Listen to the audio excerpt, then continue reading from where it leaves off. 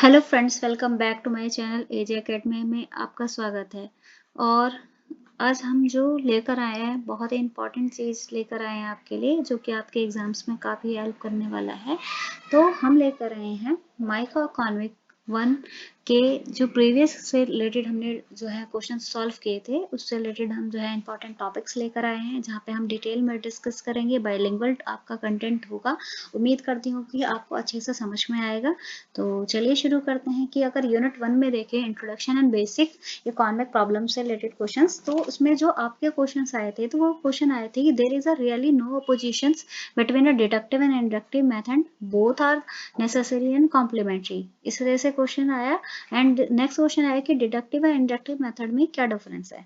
तो इसी हिसाब से हमने अपना क्वेश्चन आंसर फ्रेम किया है। तो स्टार्ट करते हैं। जैसे कि अगर हम बात करें तो economics is a social science that study how individual firms and governments make a choice under the scarcity. कहने का मतलब यह है कि अर्थशास्त्र एक सामाजिक विज्ञान है जो यह अध्ययन कराता है कि व्यक्ति, फर्म, सरकार सीमित संसाधनों में विकल्प कैसे चुनती है ना। उसके बाद आर्थिक जो व्यवहार का विश्लेषण करने के लिए अर्थशास्त्री जो है वो मुख्य जो है, यानी कि उनके पास इकोनॉमिस्ट जो होते हैं वो दो मेथड यूज करते हैं, एक है डिडक्टिव एंड एक है इंडक्टिव। अब इसमें बोथ जो अप्रोचेज है वो बहुत ही नेसेसरी है एंड कॉम्प्लीमेंट्री है एंड म्यूचुअली सपोर्टिव है, ना कि एक दूसरे के विरोधी हैं, यानी कि विरोधाभासी नहीं है। दोनों ही आवश्यक है, पूरक है और परस्पर सहायक भी है। अगर बात करें डिडक्टिव मेथड की, तो डिडक्टिव मेथड से क्या समझते हैं। तो डिडक्टिव मेथड जो होता है वो स्टार्ट होता है फ्रॉम द जनरल प्रिंसिपल और theories and drives specific conclusions और प्रिडिक्शंस अबाउट इकोनॉमिक इवेंट्स। कहने का मतलब ये है कि जो सामान्य सिद्धांत या नियमों से शुरू होता है और विशेष निष्कर्ष या भविष्यवाणी जो है निकलती हैं।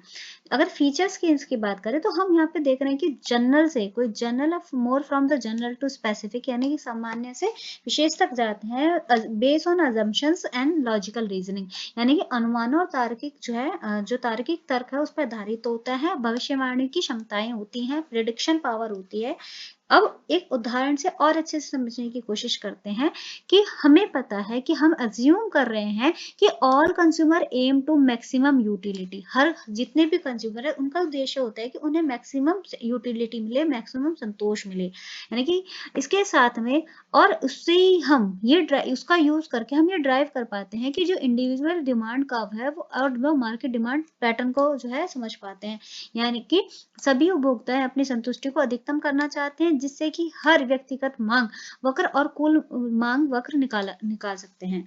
आपको अगर आपको ऐसे समझ में नहीं आ रहा है, फिर से मैं एक और एग्जांपल लेने की कोशिश करूंगी। जब आप मैथमेटिक्स आपने क्या होगा तो वहां पे आपको थ्योरीज कराई होंगी कि मैम ने एक थ्योरी सॉल्व कराई होंगी और कहा होगा कि इसी थ्योरीज के अकॉर्डिंग हम अपने क्वेश्चन सॉल्व करेंगे।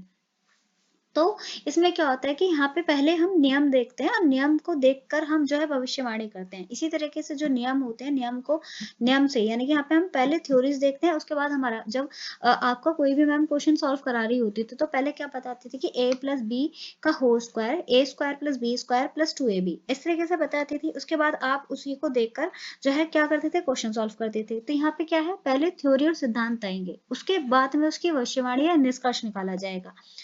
और देखें कि इसके क्या फायदे होते हैं। एक तो ये कि लॉजिकल होता है और सिस्टमेटिक होता है, हेल्प करता है पॉलिसी को फॉर्मुलेशन करने में, यानी कि नीति निर्माण में मदद करता है। और जो है यहाँ से हम क्या है, give assumption, under the given assumptions the predictions जो है, यानी कि सटीक जो है भविष्यवाणी संभव होती है। लिमिटेशन ये होती है कि हम यहाँ पे कहीं ना कहीं जो रियल वर्ल्ड डेविएशंस है, क्योंकि रियल वर्ल्ड में बहुत चीजें बदलती रहती हैं, तो उनको इग्नोर कर देते हैं और ये अजम्पशंस पे कुछ ज्यादा ही निर्भर रहता है, यानी कि अनुमानों पर अधिक निर्भरता रहती है। लेकिन इंडक्टिव मेथड की बात करें तो इंडक्टिव मेथड में क्या होता है कि हम यहाँ पे ऑब्जर्व कर रहे होते हैं, पहले ऑब्जर्व करते हैं, फिर एक्सपीरियंस करते हैं और फिर यह data and develop a general principles and theories. तो यहाँ पे वहां पे क्या था, पहले हमारे पास थ्योरीज थी, है ना। अब थ्योरी से हम जो है चीजें भविष्यवाणी करने की कोशिश कर रहे थे। अब यहाँ पे पहले हमने ऑब्जर्व करे, जैसे कि न्यूटन की बात करें तो उसने क्या करा था, पहले उसने देखा कि जो एप्पल है है ना। तो एप्पल को गिरते हुए देखा, फिर उसने काफी सारी चीजें देखी होंगी जो ऊपर से नीचे की तरफ आ रही थी, यानी कि पहले ऑब्जर्व करे, फिर उसने एक्सपीरियंस किया, फिर डेटा कलेक्ट किया होगा, फिर उसी को जो है जनरल जो प्रिंसिपल थे उसी को थ्योरी बनाया है ना। तो वही चीज, तो यहाँ पे क्या होता है कि इनोवेटिव, एक तरह से इनोवेटिव चीजें देख सकते हैं। तो यहाँ पे हम जो है स्पेसिफिक से हम जनरल की तरफ जाते हैं। यहाँ पे एम्पेरिकल एविडेंस यानी कि कोई साक्ष्य है, कोई वास्तविक डाटा पर आधारित होता है, और यहाँ पे हेल्प करते हैं डिस्कवरी न्यू पैटर्न और लॉज, यानी कि नए पैटर्न या नियम खोजने में मदद करता है। एक उदाहरण से समझने की कोशिश करें कि observing a consumer behaviour in different market, यानी कि हम कंज्यूमर का व्यवहार है उसे डिफरेंट मार्केट्स में, इकोनॉमिस्ट ने क्या करा होगा कि पहले जो है डिफरेंट डिफरेंट मार्केट में कंज्यूमर का व्यवहार देखा, और उसके बाद क्या है लॉ ऑफ डिमांड बनाया। अब उन्होंने देखा होगा ना कि प्राइस इंक्रीज हो रहा है तो डिमांड डिक्रीज हो रही है, या फिर प्राइस जो है इंक्रीज हो रहा है तो डिमांड क्या हो रही होगी, यानी कि प्राइस फॉल हुआ तो डिमांड राइज हो गई, प्राइस इंक्रीज हुआ तो डिमांड डिक्रीज हो गई। तो ये पैटर्न उन्होंने देखा होगा अलग अलग मार्केट में, तभी तो इन्होंने लॉ ऑफ डिमांड बनाया है ना। और उन्होंने ये भी देखा होगा कि कौन कौन सी चीजें हैं जो लॉ ऑफ डिमांड जो है उससे प्रभावित नहीं होती है, जैसे कि अगर प्राइस जो है फॉल हुआ तो डिमांड भी फॉल होगा, तो ये चीज एक्सेप्शन भी तो उन्होंने रखे हैं। तो वही चीज, यानी कि यहाँ पे कंज्यूमर बिहेवियर जो है डिफरेंट मार्केट में ऑब्जर्व किया है, उसके बाद कोई थ्योरी बनी है। तो इसका फायदा ये होता है कि हम रियलिटी पे बेस होता है, यहाँ पे वास्तविकता पे आधारित होता है, यहाँ पे फ्लेक्सिबिलिटी और अडेप्टेबिलिटी होती है नई सिचुएशन को, कि नई परिस्थिति है उसके अनुकूल होता है, और यूजफुल होता है टेस्ट जो है, जो यानी कि हम सिद्धांत है उसको परीक्षण कर सकते हैं, परीक्षण में उपयोगी होता है। लिमिटेशंस की बात करें यहाँ पे, पहली बात तो ये कि जनरलाइज में नॉट बी होल्ड यूनिवर्सल, यानी कि सामान्यकरण हमेशा सही नहीं हो सकता। दूसरा time consuming due to data, क्योंकि आप कोई चीज ऑब्जर्व करें तो आपको टाइम कंज्यूमिंग तो है, आप उसका डाटा भी कलेक्ट करेंगे, तो इसलिए ये इसकी लिमिटेशन है। अगर हम बात करें कि परस्पर पूरक की हम बात करें, there is no opposition between the two methods, यानी कि दोनों एक दूसरे के जो है विरोधाभासी तो बिल्कुल नहीं है, हमें ये पता लग गया है, क्योंकि जो इंडक्टिव मेथड है वो प्रोवाइड कर रहा है फ्रेम, पहले हमें फ्रेम मिल रहा है, उसके बाद हम इंटरप्रिटेट कर रहे हैं ऑब्जर्व डाटा को। लेकिन इंडक्टिव मेथड जो है वो एविडेंस दे रहा है टेस्ट करने के लिए, और फिर हम थ्योरीज को रिफाइन कर रहे हैं। तो together they create a balance approach, यानी कि दोनों मिलकर एक बैलेंस अप्रोच बना रहे हैं फॉर एनालाइजिंग इकोनॉमिक प्रॉब्लम्स, यानी कि इकोनॉमिक से रिलेटेड जो समस्या है उनको एनालाइज करने के लिए। अब बात करें कि जो हमने ये देखा कि जो इंडक्टिव में देखा कि हमने कंज्यूमर की मैक्सिमम यूटिलिटी देखी और हमने डिमांड कर्व को प्रिडिक्ट किया, और इंडक्टिव में हमने रियल मार्केट जो है वहां से डाटा कलेक्ट किया और चेक किया कि इफ प्रिडिक्शन होल्ड, क्या जो प्रिडिक्शन है उसको चेक किया। नाउ कि दोनों को हमने देखा, तो हमें दोनों जो है एक्यूरेट अंडरस्टैंडिंग और पॉलिसी रिकमेंडेशन दे रही। तो हमने ये समझा कि दोनों जो है विधियों में कोई विरोध नहीं है ना। कोई एक अगर हमें ढांचा दे रही है तो दूसरा उसके साक्ष्य प्रदान कर रही है, तो दोनों मिलकर जो है सही विश्लेषण और नीति निर्माण में मदद करती हैं। अगर आप डायग्राम बनाना चाहें तो आप ऐसे बना सकते हैं कि डिडक्टिव लिखेंगे, फिर प्रिडिक्शन करेंगे, फिर test with inductive, refine theories and better policies. Now come to the differences, what is the difference between the inductive and deductive. तो डिडक्टिव की बात करें तो पहले जनरल थ्योरी से स्टार्ट होता है और हम एक स्पेसिफिक कंक्लूजन की तरफ जाते हैं, और इंडक्टिव मेथड की बात करें तो वो स्टार्ट होता है पहले ऑब्जर्व करते हैं डाटा को, और डाटा से स्टार्ट करते हैं और फिर एक जनरल प्रिंसिपल्स को फॉर्म करते हैं। अब जो है डिडक्टिव की बात करें तो यहाँ पे जनरल यानी कि सामान्य से स्पेसिफिक तक जाते हैं, यहाँ पे स्पेसिफिक टू जनरल तक जाते हैं। तो आप इसको जो है अगर आप सबसे मेन है कि यहाँ पे कंफ्यूजन हो सकता है, तो आप एक याद कर लीजिए, दूसरा आपको ऑटोमेटिकली याद रहेगा। अब बात करते हैं बेसिस की बात करें तो ये लॉजिकल यानी कि लॉजिकल रीजन है, अजम्पशन यानी कि तार्किक तर्क है और अनुमानों पर आधारित होता है, और एम्पेरिकल एविडेंस और जो है ऑब्जर्वेशन पे आधारित होता है इंडक्टिव। अब पर्पस क्या होता है कि हम यहाँ पे जो इंडक्टिव है वहाँ पे निष्कर्ष निकाला है या जो परिणाम है उनकी भविष्यवाणी करते हैं, और इंडक्टिव में हम सिद्धांत और सामान्यकरण तैयार करना होता है। एग्जाम्पल वही सेम मैंने यहाँ पे डाल दिया, आप भी डाल सकते हैं। इसके साथ एडवांटेजेस वही कि जो है डिडक्टिव लॉजिकल होता है, सिस्टमेटिक होता है, प्रिडिक्शन होती हैं। इसके बाद इग्नोर रियल वर्ल्ड कोई डेविएशन को जो कि विचलन है उसको कहीं ना कहीं इग्नोर कर रहे हैं। इंडक्टिव में रियलिटी होती है, फ्लेक्सिबल होता है, प्रैक्टिकल होता है, और ये जनरलाइजेशन यानी कि सब पर सामान्य तरीके से लागू नहीं किया जा सकता, सामान्यकरण हमेशा सही नहीं हो सकता। तो ओवरऑल हम देखें कि हमने देखा कि डिडक्टिव है पहले थ्योरी, फिर ऑब्जर्वेशन, फिर प्रिडिक्शन। इंडक्टिव में ऑब्जर्वेशन थ्योरी एंड जर्नलाइजेशन। तो अब मेन पॉइंट है जो उन्होंने हमसे पूछा था, तो इन दोनों पद्धतियों में कोई भी विरोधी नहीं है। एक अच्छा अर्थशास्त्र दोनों को पूरक उपयोग करके अर्थव्यवस्था की घटनाओं को पूरी तरह समझता है। अब कंक्लूजन में अगर हम देखें तो कंक्लूजन वही है कि एक कुशल जो अर्थशास्त्री है वो दोनों पद्धति को संयुक्त उपयोग करता है, और वही जो हमने समझा कि इंडक्टिव क्या है, डिडक्टिव क्या है, और वही चीज यहाँ पे मैंने लिख दी है कि पूरक जो है उपयोगी अर्थव्यवस्था की घटनाओं की गहरी समझ, सटीक भविष्यवाणी और प्रभावी नीतियों को सुनिश्चित करता है। Now next question. अब नेक्स्ट क्वेश्चन जो आपका आता है जो काफी इंपॉर्टेंट है, scarcity is responsible for all the basic problem in all economics, या फिर एक्सप्लेन कीजिए। ये इस तरीके से आया था कि scarcity is the root of the problem of choice which every economic system has to face discuss. तो अगर हम इसे कैसे लिखेंगे, इन दोनों के आंसर मैंने यहाँ पे फ्रेम किया है, तो कैसे लिखेंगे, तो इकोनॉमिक सॉरी स्कैरसिटी का मतलब होता है अभाव, यानी कि किसी चीज की कमी। It is the most fundamental problem in economic, यानी कि हमारी जो इकोनॉमिक है यानी कि अभाव जो है सबसे मौलिक आर्थिक समस्या है। यह इसलिए उत्पन्न होती है क्यों हो रही है, क्योंकि मानव की जो इच्छा है वो असीमित है।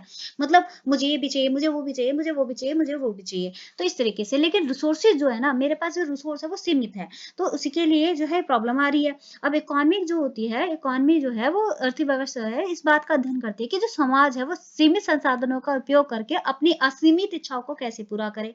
यही तो स्कैरसिटी है। अब बात करें कि जैसे की पॉइंट्स देखें कि scarcity give a rise to basic economic problems and forces choices, यानी कि अभाव से ही आर्थिक जो समस्याएं उत्पन्न हो जाती है। इसके साथ और हमें चयन करना आवश्यक हो जाता है कि हमें क्या चूज करना चाहिए। और अच्छे से समझने की कोशिश करें, स्कैरसिटी का क्या मतलब है। Scarcity means resources are insufficient to satisfy all wants, यानी कि स्कैरसिटी का मतलब है कि हमारे पास जो रिसोर्सेज है वो इनसफिशिएंट है, अपर्याप्त है, और हमारी जो इच्छाएं हैं उन इच्छाओं को पूरा करना है, सभी को सेटिस्फाई करना है। जैसे रिसोर्सेज देखें कि लैंड भी हमारे पास लिमिटेड है, लेबर भी लिमिटेड है, कैपिटल भी लिमिटेड है, और एंटरप्रेन्योरशिप भी लिमिटेड है। तो लैंड की अगर बात करें, we have minerals, limited minerals, forest and water. Labour की बात करें तो human efforts are available for production, and capital, machinery, tools and infrastructure we have limited. Now the entrepreneurship's ability to combine the resources effectively. Now come to the one example. A country has a limited land but a high population cannot produce enough food for everyone. The scarcity arises, यानी कि सीमित भूमि है और आबादी हमारी बहुत ज्यादा है, तो सबके लिए जो है हम फूड नहीं जो है प्रोड्यूस कर सकते। तो इसी वजह से क्या होगा, स्कैरसिटी की यानी अभाव जो है उत्पन्न होगा। अब स्कैरसिटी की जो अगर हम बात करें, जो अभाव है और जो मूल आर्थिक समस्या है, तो scarcity is the root of basic जो है इकोनॉमिक प्रॉब्लम्स। तो उसे कैसे समझे, तो बिकॉज ऑफ स्कैरसिटी। कैसे है, स्कैरसिटी की वजह से कि every economy must solve 3 fundamental questions. तो 3 फंडामेंटल यानी कि प्रत्येक इकोनॉमी जो होती है वो 3 फंडामेंटल क्वेश्चंस को सॉल्व करती है। पहला क्वेश्चन ये होता है अब कि व्हाट टू प्रोड्यूस, भाई हमें क्या प्रोड्यूस करना है, क्या उत्पादन करना है। तो resources can not satisfy all wants, यानी कि जो रिसोर्सेज है वो सारी इच्छाओं को पूरा नहीं कर सकते हैं। Society must be prioritize essential goods and services, यानी कि सोसाइटी को उन चीजों को महत्व देना पड़ेगा जो चीज उनके लिए एसेंशियल है, जिनके बगैर रहा नहीं जा सकता। अब government have a limited fund, तो उसके बाद की गवर्नमेंट क्या डिसाइड करेगी ना कि उसको किस पे इन्वेस्ट करना चाहिए, कि डिफेंस पे ज्यादा खर्चा करना चाहिए या फिर हेल्थ केयर पे ज्यादा खर्च करना चाहिए। अब हाउ टू प्रोड्यूस, कैसे उत्पन्न करना है। We have a choice of techniques like labour intensive या फिर capital intensive, efficient use of limited resources. अब अगर इंडिया बात करें तो यहाँ पे लेबर ज्यादा है, तो हम यहाँ पे लेबर इंटेंसिव फार्मिंग करते हैं, और यूएसए में जो है लेबर बहुत महंगा है और कैपिटल काफी है, तो वहाँ पे कैपिटल इंटेंसिव फार्मिंग की जाती है। तो हमें ये भी डिसाइड करना होता है कि हमें कौन सी टेक्निक का यूज करना चाहिए जो कि हमारे लिमिटेड रिसोर्सेज को इफेक्टिवली यूज किया जा सके। Now for the whom to produce, किसके लिए उत्पादन करना है। अब ऐसा तो नहीं है कि उत्पादन आपने कर लिया उसके बाद आपको उत्पादन करने के बाद वो सारे रिसोर्सेज खराब जा रहे हैं। तो डिस्ट्रीब्यूशन भी एक प्रॉब्लम होती है कि how limited goods are the allocated among the population, like food distribution through the rationing, यानी कि राशन प्रणाली के माध्यम से भोजन वितरण करना।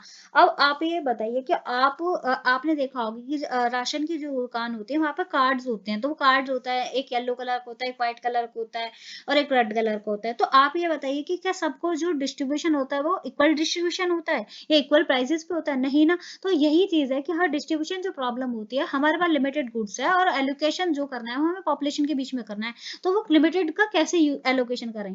तो वही चीज यह है कि हमें वांट टू प्रोड्यूस यानी किसके लिए कितना उत्पाद करना है, हमें ये भी पता होना चाहिए किसके लिए उत्पादन करें। अब एक जैसे देखें कि जो स्केर्सिटी हम देख रहे हैं तो वो फोर्स करता है प्रायोरिटीज को, यानी कि अभाव के कारण समाज में विकल्प है, उनके बीच में प्राथमिकता तय करनी होती है कि हमें क्या करना है। और प्रत्येक जो जो प्रणाली है, यानी कि पूंजीवाद हो या समाजवाद हो या मिश्रित हो, इन समस्याओं को अपने ढंग से जो है हल करती है। अब scarcity and the problem of choices, यानी कि अभाव और चयन की समस्या देखें तो सिंस रिसोर्सेज आर लिमिटेड, हमें पता है कि हमारे पास लिमिटेड रिसोर्स है और हमारी इच्छाएं जो है अनलिमिटेड है, तो इसी वजह से हमें अपने चॉइसेस को प्राथमिकता देनी पड़ती है। अब लीड टू इकोनॉमिक प्रॉब्लम, अगर हम चॉइस नहीं कर पा रहे हैं तो इकोनॉमिक प्रॉब्लम आएगी। और इकोनॉमिक प्रॉब्लम क्या है? Allocation of square resource among the competing issues, जो यूजेस यानी कि हमारे जो यूजेस है उसके हिसाब से, बिकॉज वी नो दैट कि अगर एक मिल्क है तो उसकी मिल्क के यूज बहुत सारे हैं। हमें मिल्क से पनीर भी बना सकते हैं, हम मिल्क से मिठाइयाँ भी बना सकते हैं, हम मिल्क से दही बना सकते हैं, यानी कि जब हमारे पास रिसोर्सेज एक है उसके यूजेस बहुत सारे हैं, तो हमें उस बात को प्राथमिकता देनी होगी कि इस टाइम पे हमें किस चीज की जरूरत है। अब कुछ और एग्जांपल से और समझने की कोशिश करते हैं कि अगर एक फार्मर है, उसके पास 100 एकड़ जो है जमीन है, तो उसके पास जो है उस 100 एकड़ जमीन में उसे डिसाइड करना होगा कि उसके लिए क्या इंपॉर्टेंट है, कि गेहूं उगाना ज्यादा इंपॉर्टेंट है या चावल उगाना बहुत इंपॉर्टेंट है। और भूमि की कमी जो है चयन आवश्यक कर देती है, यानी कि scarcity of land force choices, यानी कि चॉइस करना पड़ेगा, हमें चूज करना पड़ेगा। तो गवर्नमेंट जो है यानी कि सरकार के पास भी तो बजट लिमिटेड होता है, तो वो डिसाइड कर रहे होते हैं कि हेल्थ केयर पे ज्यादा खर्च करें या एजुकेशन पे खर्च करें। हाउस होल्ड्स भी होते हैं, आपके पास लिमिटेड इनकम होती है, तो आप देखते हैं कि आपको फूड पे कितना खर्च करना है, क्लोथ पे कितना खर्च करना है और अपने मनोरंजन पे कितना खर्च करना है। तो इसी वजह से यानी कि स्केर्सिटी होती है, तो हमें चॉइसेस भी जो है जबरदस्त, मतलब हमें फोर्सली हमें चॉइस भी करना होता है कि हाँ भाई कौन सी चीज हमारे लिए ज्यादा प्राथमिक है। तो स्केर्सिटी से चॉइस आती है, चॉइस से क्या आती है? Opportunity cost. अब क्या every choice has opportunity cost, यानी कि हर चॉइस की एक अपॉर्चुनिटी कॉस्ट होती है, यानी कि अवसर लागत होती है। अवसर लागत का मतलब है the next best alternative for one, जो नेक्स्ट बेस्ट अल्टरनेटिव है उसको आपको छोड़ना पड़ता है। अब यानी कि प्रत्येक चयन की अवसर लागत होती है, अगला जो आपका सर्वोत्तम विकल्प था उसको आपको त्यागना पड़ेगा। तो how different economic face scarcity, तो जो डिफरेंट इकोनॉमी वो कैसे स्केर्सिटी को फेस करते हैं? तो कैपिटलिस्ट इकोनॉमी होती है, तो मार्केट फोर्सेस यानी कि डिमांड एंड सप्लाई डिसाइड करते हैं प्रोडक्शन एंड डिस्ट्रीब्यूशन, यानी कि यूएसए और यूके में। और सोशलिस्ट है तो वहाँ गवर्नमेंट डिसाइड करती है कैसे एलोकेशन होगा, कितना, और प्रोडक्शन को प्राथमिकता देती है, लाइक चाइना और क्यूबा। और अगर हम मिक्स इकोनॉमी की बात करें तो मार्केट और गवर्नमेंट दोनों ही जो है रिसोर्सेज को एलोकेट करती हैं कि किस तरीके से हमें प्रोडक्शन करना चाहिए, किस तरीके से हमें रिसोर्सेज को यूज करना चाहिए, जैसे इंडिया और फ्रांस में। नाउ एक्सप्लेनेशन अगर देखें तो सभी अर्थव्यवस्था अभाव का सामना करती है, लेकिन समाधान के तरीके भिन्न होते हैं। तो ओवरऑल हम देखें तो अर्थव्यवस्था सभी आर्थिक समस्याओं की जड़ है, और यह समाज को निर्णय लेने के लिए मजबूर करती है कि क्या, कैसे और किसके लिए उत्पादन करें, और इससे चयन और अवसर लागत की समस्या उत्पन्न होती है।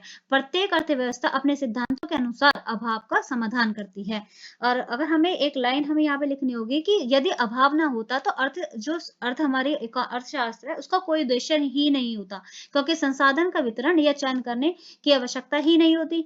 अगर हमारे पास रिसोर्सेस स्केयर नहीं, अगर स्केर्सिटी नहीं होती तो इकोनॉमिक्स का पर्पज ही क्या है? और इकोनॉमिक्स का जब हमारे पास सारे यानी कि हर चीज अनलिमिटेड होती है, तो हमें संसाधन का डिस्ट्रीब्यूशन ही नहीं करना पड़ता कि हाउ टू प्रोड्यूस, क्या तो वाई टू प्रोड्यूस, ये सारी चीज क्वेश्चन आते ही नहीं। तो इकोनॉमिक्स जो होती है, economics would have no purpose and as there would be no need to for allocation और चॉइसेस। तो ये आपको फाइनल स्टेटमेंट वहां पे लिखना है। Now next question कि mention the meaning and uses of static and dynamic concept in economics and static and dynamic से related difference भी आया है। तो अगर हम बात करें तो in economic understand how the economics works require different approaches, यानी कि हम and economist जो है classify analysis into static and dynamic methods, या इसका मतलब ये है कि अर्थव्यवस्था है यानी कि अर्थशास्त्र में किसी अर्थव्यवस्था की प्रणालियां जो कार्य प्रणाली उसे समझने के लिए दो आपके प्रमुख दृष्टिकोण हैं।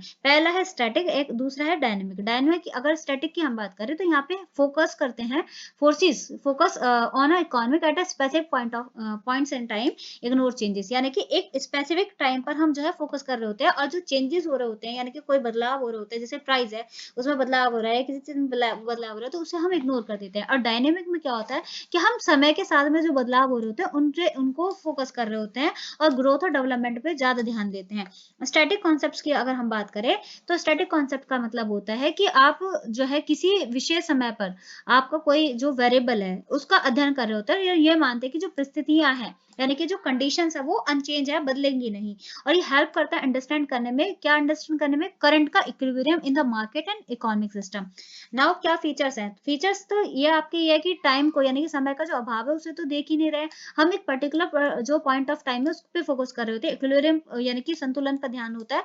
हम डिमांड और जो सप्लाई है उसके बैलेंस को स्टडी करते हैं, इनकम और एक्सपेंडिचर के बैलेंस को स्टडी करते हैं। शॉर्ट टर्म के लिए काफी इफेक्टिव है, यूजफुल होता है इमीडिएटली डिसीजन लेने के लिए। अजम्पशन बेस होता है, अनुभव पर अनुमान पर आधारित होता है, क्योंकि हम रिलाई करते हैं अजम्पशंस पे कि जो जो दूसरी चीजें हैं वो कांस्टेंट रहेंगी, उनमें कोई बदलाव नहीं होगा।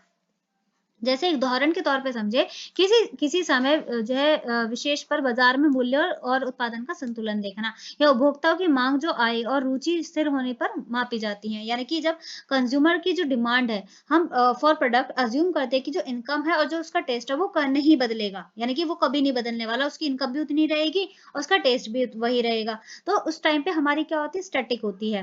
अब बात करते हैं कि और इसके यूजेस क्या होते हैं। तो यूजेस ये होते हैं कि वर्तमान आर्थिक समस्याओं को समझने के लिए, दूसरा व्यवसाय या सरकार के लिए जो है शॉर्ट टर्म में प्लानिंग करने के लिए, और बाजार का संतुलन का अध्ययन करने के लिए, और मूल्य निर्माण और उत्पादन निर्माण के लिए।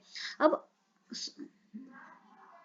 इसके बाद आता है डायनेमिक कॉन्सेप्ट। डायनेमिक कॉन्सेप्ट की हम बात करें तो हम फोकस करते हैं चेंज ओवर अ टाइम, यानी कि समय के साथ में जो बदलाव हो रहे हैं, जो आपके इकोनॉमिक वेरिएबल्स है उसमें समय के साथ जो बदलाव हो रहा है, चाहे प्रोडक्शन में बदलाव हो रहा है, चाहे कंजप्शन में बदलाव हो रहा है, चाहे आपकी इनकम में बदलाव हो रहा है, या फिर आपके एम्प्लॉयमेंट में बदलाव हो रहा है। तो हम एनालाइज करते हैं इकोनॉमिक ग्रोथ, उसका ट्रेंड और उसका डेवलपमेंट। फीचर्स की बात करें तो हम यहाँ पे टाइम को कंसिडर कर रहे होते हैं, हम स्टडी करते हैं ओवर अ पीरियड, यानी कि मंथली, ईयरली या डिकेड्स। यानी कि आपका ऐसा तो नहीं है कि आपकी इनकम बढ़ेगी नहीं या घटेगी नहीं, आपकी कोई प्रोडक्ट प्राइस या प्रोडक्शन आपकी बढ़ेगी या घटेगी नहीं। तो इन चीज यानी कि हम टाइम फैक्टर्स को कंसिडर करते हैं। हम यहाँ पे ग्रोथ पे फोकस कर रहे होते हैं, यानी कि हम मेजर करते हैं कि GDP growth, industrial expansion. Long term analysis के लिए काफी अच्छा होता है जब हमें पॉलिसीज बनानी होती है, कोई फोरकास्ट यानी कि भविष्यवाणी करनी होती है।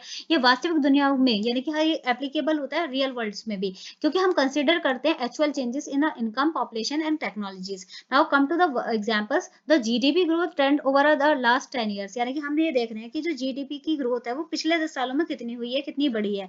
और industrial production trends over decades, यानी कि इंडस्ट्रियल प्रोडक्शन है, जो प्रोडक्शन है जब पहले 10 साल पहले ये प्रोडक्शन कितनी हो रही थी और आज कितनी प्रोडक्शन हुई, तो यानी कि प्रोडक्शन में भी तो कुछ ना कुछ बदलाव हुआ होगा। तो वही चीज है, तो वो आ जाएगा आपका डायनेमिक में। अब यूजेस क्या होता है कि long term planning for the development के लिए काफी अच्छा होता है, फोरकास्ट यानी भविष्यवाणी कर सकते हैं क्योंकि इकोनॉमिक ट्रेंड को हम देख रहे होते हैं।